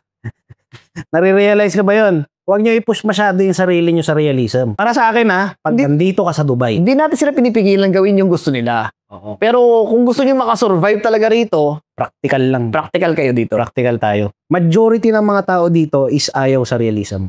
Ako, sa buong career ko nga rito sa Dubai, napakadala ko mag-portrait. Yan ang sinasabi ko. Wala nga nagpapagawa, pre, ng portrait. Iba kasi yung culture nila eh. Sa tattooing industry, guys, kailangan may consider kung nasaan ka. Kunwari, tingnan natin, yung mga iba nasa Africa. O tayo, may 18 yung balat. Diba? Mag-focus ka doon sa mga effective na design or the effective na style doon sa balat ng mga tao or yung mga gusto nilang tattoo. Diba? Dito, as years goes by, nalalaman na natin kung ano talaga yung gusto ng mga taga-Dubai, pre. Diba? Doon tayo mag-focus. Kung gusto nyo talagang kumasenso dito sa Dubai, di ba? Advantage kasi natin dito, pre. Kasi matagal na tayo rito. Alam na natin kung anong gusto ng market. Yun, advantage natin. Yung mga baguhan, medyo nawawala pa sila. Nasa kanila kasi, iniisip nila, malaking gawa. Binamarket nila yung ganong, yung gusto nilang style. Pero hindi yun kasi hanap dito eh. May mga market para doon, pero kasi, eto sa 10 kakilala mo, random people, hindi naman lahat yung gusto ng full sleeve eh. Hindi lahat yung gusto ng half sleeve. Pero sisiguraduhin ko sa'yo sa 10 na yon, baka isa lang ang ayaw ng minimal na tattoo. Yung alam mo yun, lalo na pagka wala tattoo, magsisimula pa lang. Kung gagalingan mo sa isang bagay na alam mo na maraming market, kahit sabihin mo na 500 ang minimum mo, 300 sa kabila, yung gawa mo na maliit at sobrang linis, 200 difference, may mga pera yan. Dito na ako sa isa na to. Sigurado pa ako. Yan, tama. Dapat ang mindset mo, galingan mo yung gawa mo para yung value mo hindi bumaba. Galingan mo lang talaga. Every gawa, linisin. Hindi na rin natin maiiwasan rin kasi, siyempre nagkakamali rin tayo, wala namang perfect na tattoo artist. Sa atin naman, yung mga payo natin na to, apply nila kung mag-work sa kanila. Hindi namin sinasabi na ito dapat talaga yung gawin nyo. Kumbaga, hindi kami gods ng tattoo. Kumbaga, kami lang din, nagsimula lang din kami sa wala. Ito lang yung napansin namin all throughout the years na nagtattoo kami dito sa Dubai. Kasi based on experience namin, based on experience. kung pagsasamahin nyo, Lahat. Yung years Oo. ng experience namin, ang dami nun. Oo, solid na. Ako, parang 11 years na ako sa Dubai. Ako, 13 years. Oo, mas nauna ka pa sa akin. Oo. Okay, respeto sa mga tattoo artist na sobrang sikat, magagaling sa Pilipinas, sobrang ano. Tapos, biglang naisip nilang lumipat dito. No offense guys sa mga professional tattoo artist na magagaling pa sa amin na nag-migrate sa Dubai. Ikaw, anong ma-advise mo sa kanila na gustong mag-tattoo sa Dubai? Ayun, aralin mo nila yung market. Kasi alam ko yung tatuan sa Pilipinas talagang iba yung banatan dun Iba yung atake nila sa art Iba yung atake nila dun At yung atake nila dun, hindi ganun yung market dito Hindi mo pwedeng i-apply yung ginagawa mong market doon sa Pilipinas sa ibang lugar. Di ba? So, mag-a-adjust ka sa Nasaan ka? kung saan ka mapadpad. Dapat. Pera lang, pera lang kung ang magiging client nila from Philippines sila, 'di ba? Sikat sila doon, pagaling sila. Pilipino rin na nandito. Kasi kilala sila ng mga kapwa natin. So ibig sabihin, naka-follow sila, nakikita nila gawa. So pwedeng magka-kliyente sila. Kung magta-travel lang sila rin for a month, pwede. Pwede. Makasurvive talaga sila kasi mabubuo nila yung buwan na yun na may kliyente sila. Pero kung mag-i-stay sila rito as permanent artist, o one style lang, mga pinuputo mo ba yung isang style lang ginagawa? Medyo mahihirapan sila kasi gawa ng, yung market nga rito pag ibang lahi, hindi Just to be clear guys, yung sinasabi ko, yung point ko doon is yung, kumbaga, sa Pilipinas kasi may mga artist na nagsistick lang sa isang style. Siguro kung visiting, pwede. Effective yung visiting, effective yun. Visiting. Pero kapag kayong magsistay ka ng Dubai, hindi ko ma-advise siguro na ako, para sa ka akin lang sa isang... Yung mga artist sa Dubai, sa Pilipinas, na gusto magpunta sa Dubai, or either Abu Dhabi or other parts of UAE, na gustong mag-residence dito ng matagal, magtrabaho muna kayo. Kasi, Tama. Mas safe. Magtrabaho kayo ng 6 months to 1 year, mag-build kayo ng client. Networking. Mag-network kayo. Pakilala nyo na artist kayo kasi yung mga katrabaho nyo, may mga kaibigan yan. Yung mga kliyente niyo, kung sino man, lalawak ang connection nyo Number 1. So makakabuo na kayo ng clientele. Then pagka okay na kayo, naramdaman nyo na okay na yung estado nyo, pwede na kayo mag-resign, full time na kayo. Hindi rin kasi sustainable yung visiting. Para sa akin. Lalo sa ngayon, sa sistema ng tatuan ngayon. Kasi dito sa Dubai, kailangan mo talagang mag-alaga ba ng kliyente. At alagaan mo yung network niya. Tsaka dito sa Dubai, ang labanan ngayon dito kasi, more on referral. Okay, may network ka dito, 5 yan, 5 yan, pag hindi mo na alagaan, walang maire-refer sa'yo yan. Pag ito, may 5 ako dito, compared sa'yo, hindi mo inalagaan, ako inalagaan ko, ito ang magbibigay sa akin ng solid na kliyente. Kasi kailangan alagain mo, kumustahin mo, ano nangyari dito, balik ka dito, akin na, retouch ko yung tattoo mo. Alam mo yon, simpleng pakikitungo sa mga Pinaparamdam mo tamang kliyente. Pinaparamdam mo sa kanila yung concern ka pa rin kahit wala na sila sa'yo. Yun, wag yung siningil mo na, okay, Go. Next. Diyan nagkakamali. Haluan yun ng personal na konti. Yun yung sinasabi ko, diyan papasok yung attitude. Kasi pag nakita nilang may good heart ka, maayos kang kausap, good vibes ka lagi kapag kasama mo sila, nawawala yung stress nila, kakapit sa'yo yan. Sekreto ko yun. Kaya hanggang ngayon, sa 11 years ko, yung unang tinatuan ko nung unang year ko dito, bumabalik pa rin sa akin. Kasi alaga ko yun talaga solid. Yan Kumbaga, kanya-kanyang style ng pagmamarket ng sarili Ang daming tatanong sa akin, boss, bakit hanggang ngayon broke pa rin ako dito sa Dubai? Paano nyo ba nagagawa yung ganyan, yung ganto, yung ganyan? Kailan lang din kami nag-meet na? Siguro 3-4 years ago? Hindi ko na matanda, pero bago lang. 5 years ago. Pero matagal na tayo nagkikita. Recently lang, nag-basketball na, nagiinuman na sa ganyan, party dito, party dyan, invite dito, invite dyan. Doon ko na nakilala to. Which is, grabe yung mo, Hindi kita pa kilala noon. Ngayon ko lang nalaman, na doon ka pala talaga nagsimula. Nakala mo nagsimula na sa taas. Ito, pakinggan nyo. Ano nangyari? Ano ang naibigay sa'yo? Marami. Siyempre, nung umpisa, kasi ako, meron akong mindset na na ipon lang ako. Nung umpisa, hindi ako gumagastos. Mag-ipon ka talaga. Mahilig ako mag-ipon. Hindi ka magastos. Hindi ako magastos. Magastos ako in terms ng sa mga ibang bagay. Hindi ko tinitipid sarili ko. Pero, mas lamang yung ipon kaysa sa gasto sa akin. Unang milestone ko na nabili ko para sa sarili ko, yung bumili ko nung sasakyan ko, yung kotse ko. Yung Challenger. Challenger. First car. First car ko yun. First car ko rito yung Challenger. Yung Dodge. Sabi kang pumirst car. Oo. Ako, anuin mo ako? X5 BMW. Buta din. Yung sasakyan sa baba. Siya. Yun pa rin hanggang ngayon. Yun. Same. Nakay-Dex na yun. Hanggang ngayon, yun pa rin ang dinadrive ko. Ganon ako ka ano. Kahit meron ka ng sobra-sobra. Hindi pa rin ako nag-upgrade. Okay. Practical ako eh. So, nabili ko yung car na yun. Tangina, kahit naman hindi mo i-upgrade yun eh. Parang ano ka pa rin eh. Hindi, pero Kanta ka pa rin eh. pero hindi, para sa akin kasi, kumbaga, kaya kong bumili ng ano eh. Ng iba pa, pero para sa akin, minahal ko siya eh. May ano sa akin, may sentimental value. Kaya gusto ko nga iuwi ng Pilipinas yun. Pre, first car, tol. Gusto ko iuwi ng Pilipinas yun. Kung ngayon nga, pag nag-for-good na ako, tatanong ko kung magkano magiging expenses niya, ipaano ko siya, pauwi ko ng Pilipinas, kung magkano taxes. 20 plus. Malalaman natin pagdating doon, pero gusto ko siya kasi, Plus taxes. ano kasi, mahilig ako mag-treasure ng alam ko na may meaning sa akin. Yun, so yun ang una-una ko nabili talaga para sa sarili ko. Na medyo may price. Pagkatapos nga nung sasakyan na yun, nakabili na ako ng lupa. So nakabili ako sa Cavite, sa Amadeo, sa boundary ng Tagaytay tsaka ng Cavite. Kasi nung time na yun, naghahanap ako ng lupa, gusto ko sana sa Tagaytay. Bakit mo naisip yung lupa? Kasi ayoko talagang ilagay yung pera ko sa bangko eh. Yun lang yun eh. Okay. Ang mas pinili ko mag-land banking kaysa talaga sa normal na bangko. Kasi after 5 years, yung pera mo sa bangko, kinain na siya ng inflation eh. So, pag nilagay mo siya sa lupa, mas matakas yung tendency na mag-appreciate yung value ng property. Diba? Kaysa doon sa bangko na yung pera mo natutulog lang doon tapos kinakain pa ng inflation. Saan mo natutunan yan? Sa YouTube. YouTube baka doon yung YouTube lock na. Oo, ganyan naman eh. Basta matutunan mo lang naman, di ba? Ayaw naman nasa investment talaga. Learn how money works, di ba? Oo. Gaano kalaki to? Isang 1,000 square meter, tapos sumunod doon, same year, dalawa yung binili ko na lupa eh. Okay, same spot. Oo, magkaiba lang siya ng lugar. Pero isa siya, doon pa rin, boundary lang ng Tagaytay tsaka Madeo, huling barangay. Isang 1,000 square meter, tsaka isang 6,000. So, yung 1,000, develop na yung area. Yung 6,000, marami pang tanim. Kasi puro roland yung binibili ko eh. What do you mean develop? Yung maganda na yung paligid.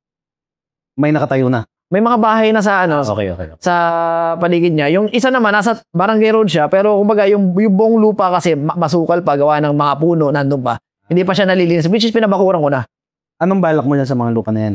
In the future, if kayang gawing resort, why not? Resort. Yun talagang, yun ang end goal ko. After ng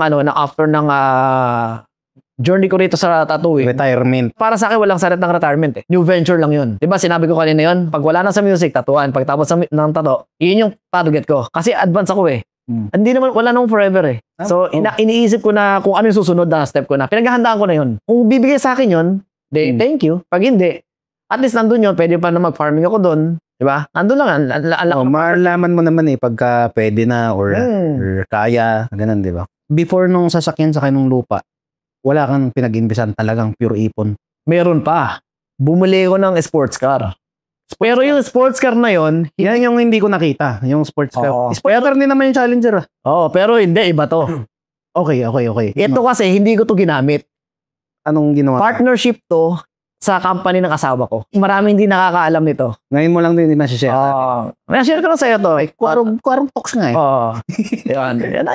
Yan. So, partnership to sa company ng asawa ko. Inalok kasi kami niyan pandemic time. So, 2020. 2020, inalok niya kami. Teka lang, nabili mo yung Challenger mo. 2019, 2018, around like that. Okay na una yun. Nauna yun. Tapos, 2020, inalok kami ng company ng asawa ko na mag-invest sa kanila. Partnership na bibili kami ng kotse, hati kami sa cost, hati kami sa kita.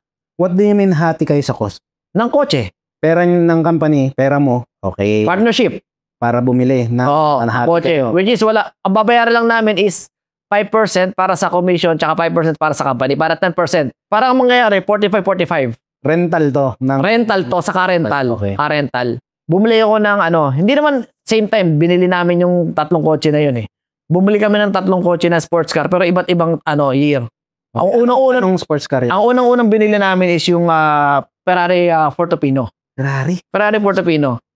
Dinrive ko yun. Sumunod doon, bumili kami ng McLaren 570S. Lahat yun half-half. Kahit sabihin mo, Half yun. kahit sabihin mo 50% putang ina. Mahal yun kasi magkano ang halaga ng Million yun eh. Oo. Sumunod yung McLaren 570S. Yung recently namin, bumili kami ng Porsche 911 4 GTS. Pero lahat yun, hindi ko yun pinang daily drive. Pucha, GTS. For GTS. Top of the line pa yun. Ginamit ko yun as investment. Hindi ko siya din drive. Pinaparentahan namin yun. Naka-partnership yun sa company niya. So, since 2021, 2021, yung unang invest ko yung Portofino. okay naman. Lahat yun okay yun. Bumalik na. Ang ROI ng 50% within a year. On top of the... Bumalik yung pera mo. Bumalik na plus 50%. 50% yung naging ano niya. Pucha. Ganda. Ganda na. Laking pera yun. Oo, laki nga. Okay. Di ba? Guys, kayo na mag-compute. Kaya nga nag-usap tayo, di ba sabi ko sa'yo, kaya hindi ako magtattoo pre, mabubuhay ako eh. Dahil meron ako mga passive income eh. May iba pa bang business? Yun lang. Yun lang. Wala ka ng ibang investment. Wala na ako ano eh. Parang ang last ata na nabili ko, ito na. Yung para sa sarili ko na. Ito na talaga yung huling-huling milestone to sa akin na binili ko. Pawak nga. Inano ko to eh. Parang sabi ko, Manifest. a token of ano to eh, appreciation para sa lahat ng effort ko sa career ko. Ilang years. Sabi ko, which is, no pa man kaya ko nang bumili. Pero dahil ako, ang iniisip ko lagi, kaysa bili ko nito, unahin ko muna yung mag-generate ng income sa akin. Tulad nga ng mga yung lupa, tsaka yung mga cars na binili ko. Kaysa naman patulugin ko yung pera ko rito, gagamitin ko lang, doon muna ako sa magiging passive. So at least, yun, kumikita. Ang galing ng ginawa mo. Kasi, guys, ako, meron akong napag-aralan sa investment na dapat, hindi pwedeng isa lang ang, kumbaga, yung invest mo isa lang. Hindi pwedeng short term lang. Hindi pwedeng long term lang. Hindi pwedeng yung lupa lang. Dapat talaga, inahati mo yung ano mo, yung asset mo sa iba't ibang bagay. Ang galing ng ginawa mo kasi na ano mo siya, na long term, lupa. Long term yan. Short term, hindi natin masabing short term, pero mid term na business. Yung passive yun. Yung investment. Short term mo is yung ginagawa mo na mismo yung tattoo. So at the same time, nagtatato ako, may investment ako na pumapasok. Ano lang naman eh, kung paano mo i-manage yung finance mo, para umangat ka, hindi nang palaki nakita. Pagalingan ng mawak ng pera. So kung kumikita ka, kung lustay ka, hindi mo rin mahahawakan yung pera mo na maayos. Pero kung kumikita ka, alam mo kung paano gumagana yung pera, hayaan mo yung pera gumalaw para sa'yo. Para sa'yo talaga siguro. Kasi lumapit na sa'yo eh. Hindi mo hinanap eh. Di ba? Nandyan na eh. Tsaka thankful din ako kasi pre, yung asawa ko. Ano rin, supporta rin talaga siya sa akin eh. Siya yung ano rin eh, tutulad niya sa trabaho niya. Di ba? Kaya magaling din kasi sa trabaho niya, kaya pag pinagkatiwalaan siya ng amo niya. Kaya rin dumating sa amin ng opportunity na yon dahil sa asawa ko. Dahil kung wala yung asawa ko, hindi naman kakatok sa amin yung pagkakataon na alokin kami ng ganun eh. Kasi yung asawa ko, pioneer din sa trabaho niya. So, nakita rin nila yung dedikasyon ng asawa ko kung paano siya magtrabaho. Kaya, yun. Binigyan kami ng chance na makapag-invest sa kanila. At, nung time na yun, meron ka ng pang-invest. So, nag-connect lahat, pre. Para sa'yo talaga yun. Hindi naman pwedeng may nag-offer. Wala ka naman pera. Totoo. Paano ka mag-i-invest? Totoo yun. Hindi nag-connect, hindi para sa'yo. Ito pa isa. Hindi para sa'yo. Kaya hindi ako nag-i-stack ng pera sa Pilipinas eh. Lahat ng pera ko nandito. Kasi once opportunity knock sa akin, may ididiga ako. Hamunin mo ko ng investment ngayon, ilatag mo sa akin ang portfolio mo, pakita mo ko ng black and gray kung anong plano mo. Pwede kitang investan, basta aaralin ko yung plano mo. Kasi nasa akin, on hand ko eh. Hindi ako nagbabago eh. Which is, hindi naman sa lahat, di ba? Hindi ko nang pinapayo na huwag kayo magbangko. Discard nyo. Para sa akin, yun lang yung nag-work. Kasi nasa ibang bansa kami rito. Iba yung galawan natin, di ba? Iba dito. Kasi pag pinadala namin sa Pilipinas yung pera namin, paano pa babalikin dito yun? Nandito ako. So, yung investment ko nandito. Diba? Yung mga passive income na pwede kong pasukin. Okay, bukod dyan sa business, ano pa ang naibigay sa'yo? Yun na yun. Kasi ibang mga pangangailangan ko. Mga tira kami sa medyo maayos-ayos na bahay. Alam mo yun, alam mo yung luxury ng buhay. Medyo marangyan ng konti. Marangyan ng konti. Diba? Marangyan ng konti. Na wala ka noon, no? Pag naisipin mo, shit, ang galing ka dun sa desierto, no? Talagang from ground. Oo, no? Ang ina, no? Talagang lahat, guys, nagsisimula talaga doon, pre. Pinaghirapan naman talaga lahat yun. Hindi nakuha ng mabilisan yun. Oo. Tinrabaho ko yun. Tsaka, hindi lang din kasi pagalingan sa pagtatato ang labanan pagdating sa kliyente. Kailangan nyo rin talaga ng maayos na pakikisama. Attitude nga, pre. Yun, number one. Attitude yan. Diba? Kasi kahit anong galing mo sa tato, kung kupal ka sa kliyente mo, kung aawayin mo yung kliyente mo, kapag hindi kayo nagkasundo, stencil, pinabura, pinadipat, sisimangutan mo, attitudean mo, Mararamdaman nila yun eh. Oo. So, sinisira mo na yung image mo eh. Oo, tangin na. Ayaw na yan. Pero iparamdam mo sa kanila na flexible ka. Grabe rin yung nagdaan. Kahit nga ako, minsan iniisip ko eh, kung paano ko narating to eh. Kapre, tangin na. Sino bang artist yung nakakabili ng mga ganyan? Rolex, puta, mga sports car. Eh, bukod pa nga pala rito kasi, mayroon pa pala ako isang binili. Mas mahal pa ata rito yung isang kwintas ko eh. Yung, nakita mo yun, yung Makapal. yung 1/4, more than 1/4 yung bigat. Sakit sa liit. Ayoko na sa 8, sakit sa liig. Hindi kasi ako, Investment din yun, pre. investment yun. Kasi nga ako ayoko nagpapatulog ng pera. Para sa akin, ang pera kasi dapat mag-generate ng ano eh. Hindi lang kinreate yan para gamitin. Pero ang galing din kasi natutunan mo, pre. Yung knowledge mo ba? Oo. Sa intellectual property yan eh. Sa business, kung paano humawak ng pera, kung paano mag-build for the future. Putang ina, nasa iyo lahat eh. Mahirap yun ha. Yung manage mo lang yung finance mo.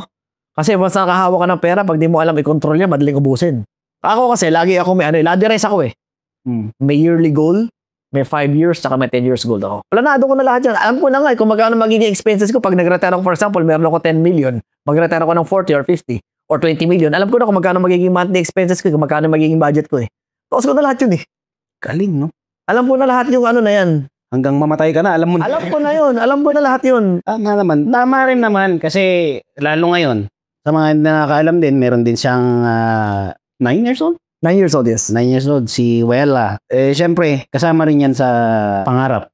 Ano pa bang pangarap ng Awel? Successful ka na, pre. Kahit hindi mo sabihin na hindi ka successful, para sa akin, successful ka na. Pre, ang layo na yun. Yung narating mo, parang suntok sa buwan sa ibang tao. Basic lang na pamumuhay. Pero, financial freedom. Meron akong itatayo na business na mag-generate sa akin ng income. Kaya tulog ako para wala na akong ginagawa. Hawak ko na yung time ko. I want my time. I want my full time. Yan din ang isa sa pinakapangarap ko, financial freedom. Yan din guys, hindi lang puro tattoo. Kaya advice ko sa mga tattoo artist, aralin nyo rin siguro yung kung paano humawak. Kasi meron yung time na magsashine ka eh. Magsashine ka, makakakuha ka ng gantong kalalaking pera, dapat alam mong ihanda. Sabi nga na, it only takes you one fucking good year to change your life forever. Isang taon lang ibigay sa'yo yun na talagang ibuhos yung blessing mo. Ngayon, yung isang taon na yun, nakuha mo to lahat. Dalawang dakot. Saan mo dadalhin to? Either iluho mo, Iwaldas mo, or ito ipag-generate mo pa ng more income para mas maging secure yung future mo. Mamili ka. Ayan na, guys. The living proof. Diba? Living proof of a simple, simple person na nanggaling sa disyerto, guys, na nagtato. Nang dahil sa tato, guys, kaya wag niyo nilalang lang ang tato. Parang dreams nga lang talaga na nagkatato eh. Pero lahat yun, alam mo, nagsimula lang talaga dito. Kasi the way you think, nangyayari talaga yun eh. Oh, manifest, no? Manifest. Isipin mo. Kaya tama rin si Kong TV, no? Tama siya. Alam mo yun, yung kung ano yung iniisip mo, yun ang mangyayari. Oh. Kaya wag mong iisipin na sasablay ka or papangit yung buhay mo or magkakamali ka. Isipin mo lagi ang positive. Nung kabataan ba naisip mo ba na, puta, imposible, hindi ko mararating yung ganun? Ay, hindi, pre. Mataas talaga yung ano ko. Talang kahit. Lahat. Taasan mo yung... Lahat ng iniisip ko lagi. Pare, may dumadaang shooting star. Hihiling ako dyan. Yayaman ako. Yayaman ako balang araw. Mindset. Pero, hindi ko alam kung paano, pero yayaman ako. Gagawan ko ng paraan. Mindset. No? Mindset yun. Yayaman ako balang araw. Asenso ako sa buhay. Siyempre, meron tayong minsan magkakamali. Pero, may tatama yun eh. Very inspiring. Ako na-inspire mo ako, pre. Anong masasabi mo sa mga nagsisimula at magsisimula or nagtatato na? Very basic lang itong sasabihin ko. Pero sundin nyo lang. Makikita nyo yung resulta pag ginawa nyo to. Huwag kayong tumigil. Diba? Basic. Tama. Sinimulan nyo magtato. Huwag kayong tumigil. Diretsuhin mo lang. Walang reason para tumigil.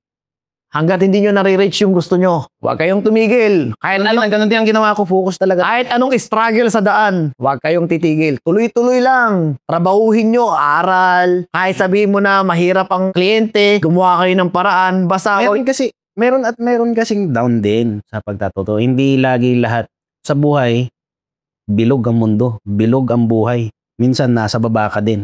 Meron kasing mawawalan ka rin. Meron din na mababa ang income mo, may bababa rin ang ano mo. Pero, Pag tinigil mo, mas lalo.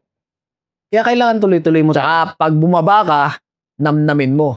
Kasi nandun lahat ng lesson. Pag nasa baba ka, aralin mong mabuti lahat kung bakit ka napunta dyan. Para once na dumating sa'yo ulit yung pagkakataon na makaangat ka, alam mo na yung mga dapat mong iwasan para hindi ka na bumalik doon. Never go back on the negative shit that happened to you. Is goods in English, ah? Is good. Sa natutunan ko sa'yo, pre. Solid kasi yung ano mo ang taas ng pangarap mo eh. No? Pero, nag-flow ka lang din. Go with the flow ka rin. Pero nandyan dumarating yung opportunity sa'yo na, kumbaga, pasok sa banga lahat eh. Dahil siguro sa mindset ko na rin, na talagang positive eh. Positive yung thinking ko eh. Marami kong wisdom sa buhay. Kasama ko matanda ang best friend ko, mami ko eh. Kasi kami yung araw-araw magkausap eh. Galing ng ng connection niya rin yung nanay mo. Hanggang ngayon. Alam mo ba, grabe no? Parang ang super close mo sa nanay mo. Kasi nga wala akong kapatid. Dati kaming magkaaway lagi yan, sobrang perwisyo ko eh. Sinabi ko nga sa kanya, mami, ngayon hanggat nabubuhay ka, ibabalik ko sa iyo lahat ng kaperwisyo ang ginawa ko. Sinabi mo talaga? Sinabi ko sa kanya, pag namatay ka, hindi ako iiyak. Sabi ko sa kanya ganon. Alam mo kung bakit? Kasi ayoko na sabihin ko sa atool mo, dapat pala ganito ginawa ko sa'yo, dapat ganito, dapat ganyan. Hindi, ngayon hanggat nabubuhay ka, sabihin mo kung anong gusto mo, ibibigay ko sa'yo. Para hanggat nabubuhay ka, may paramdam ko sa'yo yung mga pagkukulang ko nung dati, yung mga pagkakamali ko na binago ko na. Ngayon na, nandito na ako sa estado na to, eto na ako. Mabuting anak na tong side na to. At dyan, yung malalaman na talagang babalik at babalik pa rin doon sa sa family pa rin eh, pre. Mahalin yung magulang nyo. Mahal na magulang na mahal, yung pinakamahal nyo sa buhay, yun pa rin ang mag-i-inspire pa rin sa inyo eh. Yung source nung urge mo para mag-continue sa buhay, pre. It comes back to the family pa rin eh. Yung kung saan ka nag-start, anong pinaggagawa mo noon, butang ina, na-realize ko na ngayon at the age of 35. Butsa, ibabalik ko na. Ito nang gagawin ko. Mag-strive ako. Magpupush ako ng solid. Diba? Kasi bumabalik doon sa kung saan yung mga mahal mo sa buhay. It goes back lagi doon. Kasi sila din naman maging inspiration mo eh. Oo, diba? Talaga. Totoo. Putang ina. Solid. Grabe namin natutunan ngayon. Pero that's it. That's it. Solid, pre. Diba? Basic lang naman, pero mahirap din ma-achieve pala kung binalikan dati yung kwento, ngayon ko lang na-realize na ang layo din na pala. Medyo malayo-layo na. Malayo na, pero malayo pa. Malayo pa. Pero solid pa eh. Maraming may inspire dito, solid. Sana may ma-inspire ako sa inyo. Sana yung mga sinabi ko, huwag niyong tingnan sa negative side. Kasi lagi kong sinasabi, lalo pag may mga bago kong kilala, dalawa lang ang pagpipilian nyo. Gusto nyo ba maging humble ako, pero sinungaling? Or maging totoo ako, pero mayabang? Kasi pagka sinabi ko sa iyo na mayroon ako na itong mga ganito, ganyan-ganyan, kahit totoo, mukha mo ako mayabang. Pero mayabang kasi, hindi nila matanggap. Pero pag sinabi ko naman yung, ay hindi, ganito lang ako ganyan, hinahumble ko yung sarili ko, pero nagsisinungaling naman ako. Nagigets mo? Ayun ang pangit. Paulit-ulit kong sinasabi to sa mga every interview na itong video na to is para maka-inspire. Hindi po kami nagyayabang or hindi naman tayo nagano, pero nilalabas natin kasi every artist, guys, merong pinagdadaanan yan. Iba-ibang artist eh. Iba-ibang flow ng buhay, iba-ibang, 'di ba? Direksyon. Yun pa, isang question, last question. Ano yung pinaka-lowest point ng buhay mo? Siguro yun, namatay yung airpot ko. Which is bata ka pa nun eh. Bata pa kasi, only child ako. Masarap ang buhay namin kasi may business kami. Yung dad ko, maayos ang buhay namin. So, nung nawala siya, di nawala lahat yun. Ang hirap nun, mami ko na lang ang nag-survive sa amin. Anong trabaho ni mami mo noon sa Pinas? Nananahi lang siya, yung 50 pesos per day ang kita niya. Yung nagtatahi ng burda. Kasi ang mami ko, nagbuburda siya ng mga damit. Masipag din ang mami ko, hindi na nagda-day off yun. Doon ko nakuha sa kanya yung ganong mentality. Okay. Sabi nga nila, hindi pwedeng mamunga ng santo lang mangga. Which is, it comes back again. Doon sa kung saan ka nang galing. Kaya hindi mo pwedeng kalimutan kung saan ka nang galing. Sa totoo lang, malaking factor talaga ng isang tao ang magulang eh. Kasi sila yung nagpalaki. Doon ka nang galing eh. Oo. Kung ano yung nakita nila, yun yung kinakalakihan nila eh. Kaya nga ako yung anak ko ngayon, sinasabi ko lagi sa kanya, what do you want when you grow up? Sabi niya, I want to be a chef. Sabi ko sa kanya, no, you will not be a chef, you will own the restaurant. Yun. Laging ganun sinasabi ko sa kanya. Ngayon, pag sinasabi niya, Daddy, I want to own my restaurant. Yeah, when I grow up. So, tumatakbo na sa isip niya ngayon yun. So, yung mindset ng anak ko, paglaki niya, iba na. Ahead na siya. Another con na naman yan. Advice sa mga parents. Pag may yung anak ko laging ganun, sinasabi ko sa kanya kung ano yung gusto niya, kailangan, hindi lang ikaw yung magtatrabaho doon, ikaw yung may-ari nun. Sineset ko yung standard niya ng mas mataas. Kasi doon magsisimula yung value niya sa sarili niya. Na hindi lang ito ang kaya kong gawin. Na mas may higit pa ako rito. Ganon. For that, thank you very much at Maraming bigyan mo salamat. oras. Alam ko po tayo na busy ka, binigay mo tong oras na to. Sorry, wala akong pambayad sa'yo. Walang problema. I appreciate, no? Solid. Baka pag-share lang tayo, makaya na. So, thank you very much. Invite mo sila sa basketball natin. Para mga artist. Ikaw na mag-invite. Ikaw na. Invite. Guys, Sa mga mga tattoo artist, meron kaming, kasi dati, meron kaming mga artist na, Sumuuna na. oo, Medyo napabayaan ng health. napabayaan ng health. Guys, huwag nyong pabayaan ng health nyo sa mga tattoo artist dito sa Dubai at Abu Dhabi na gustong magpapawis at maging meron kaming every Sunday sa Al-Wasel. 8 to 10. 8 to 10. Every Sundays, wala kaming paltos. Diretso na. Oo, diretso yun. 2 years na. 2 years na. Mag-anniversary tayo sa May. Oh, meron kaming sa May 4. Liga. Yeah. Anood kayo. Abangan nyo yung Ink Tribe 3. Oh. Diba? Ano na yun? Season basketball yun na hindi yun na tattooing. Basketball yun. Basketball. Kasi hindi lang puro tattoo, meron din kaming sports. Hindi natin na-discuss to, no?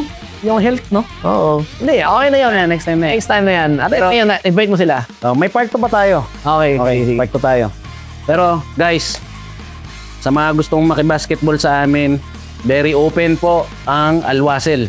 8 p.m. every Sundays. Yan. Al-Wasel Sports Club. Welcome kayo doon. Sumama kayo sa amin. Thank you very much. Yeah. Salamat.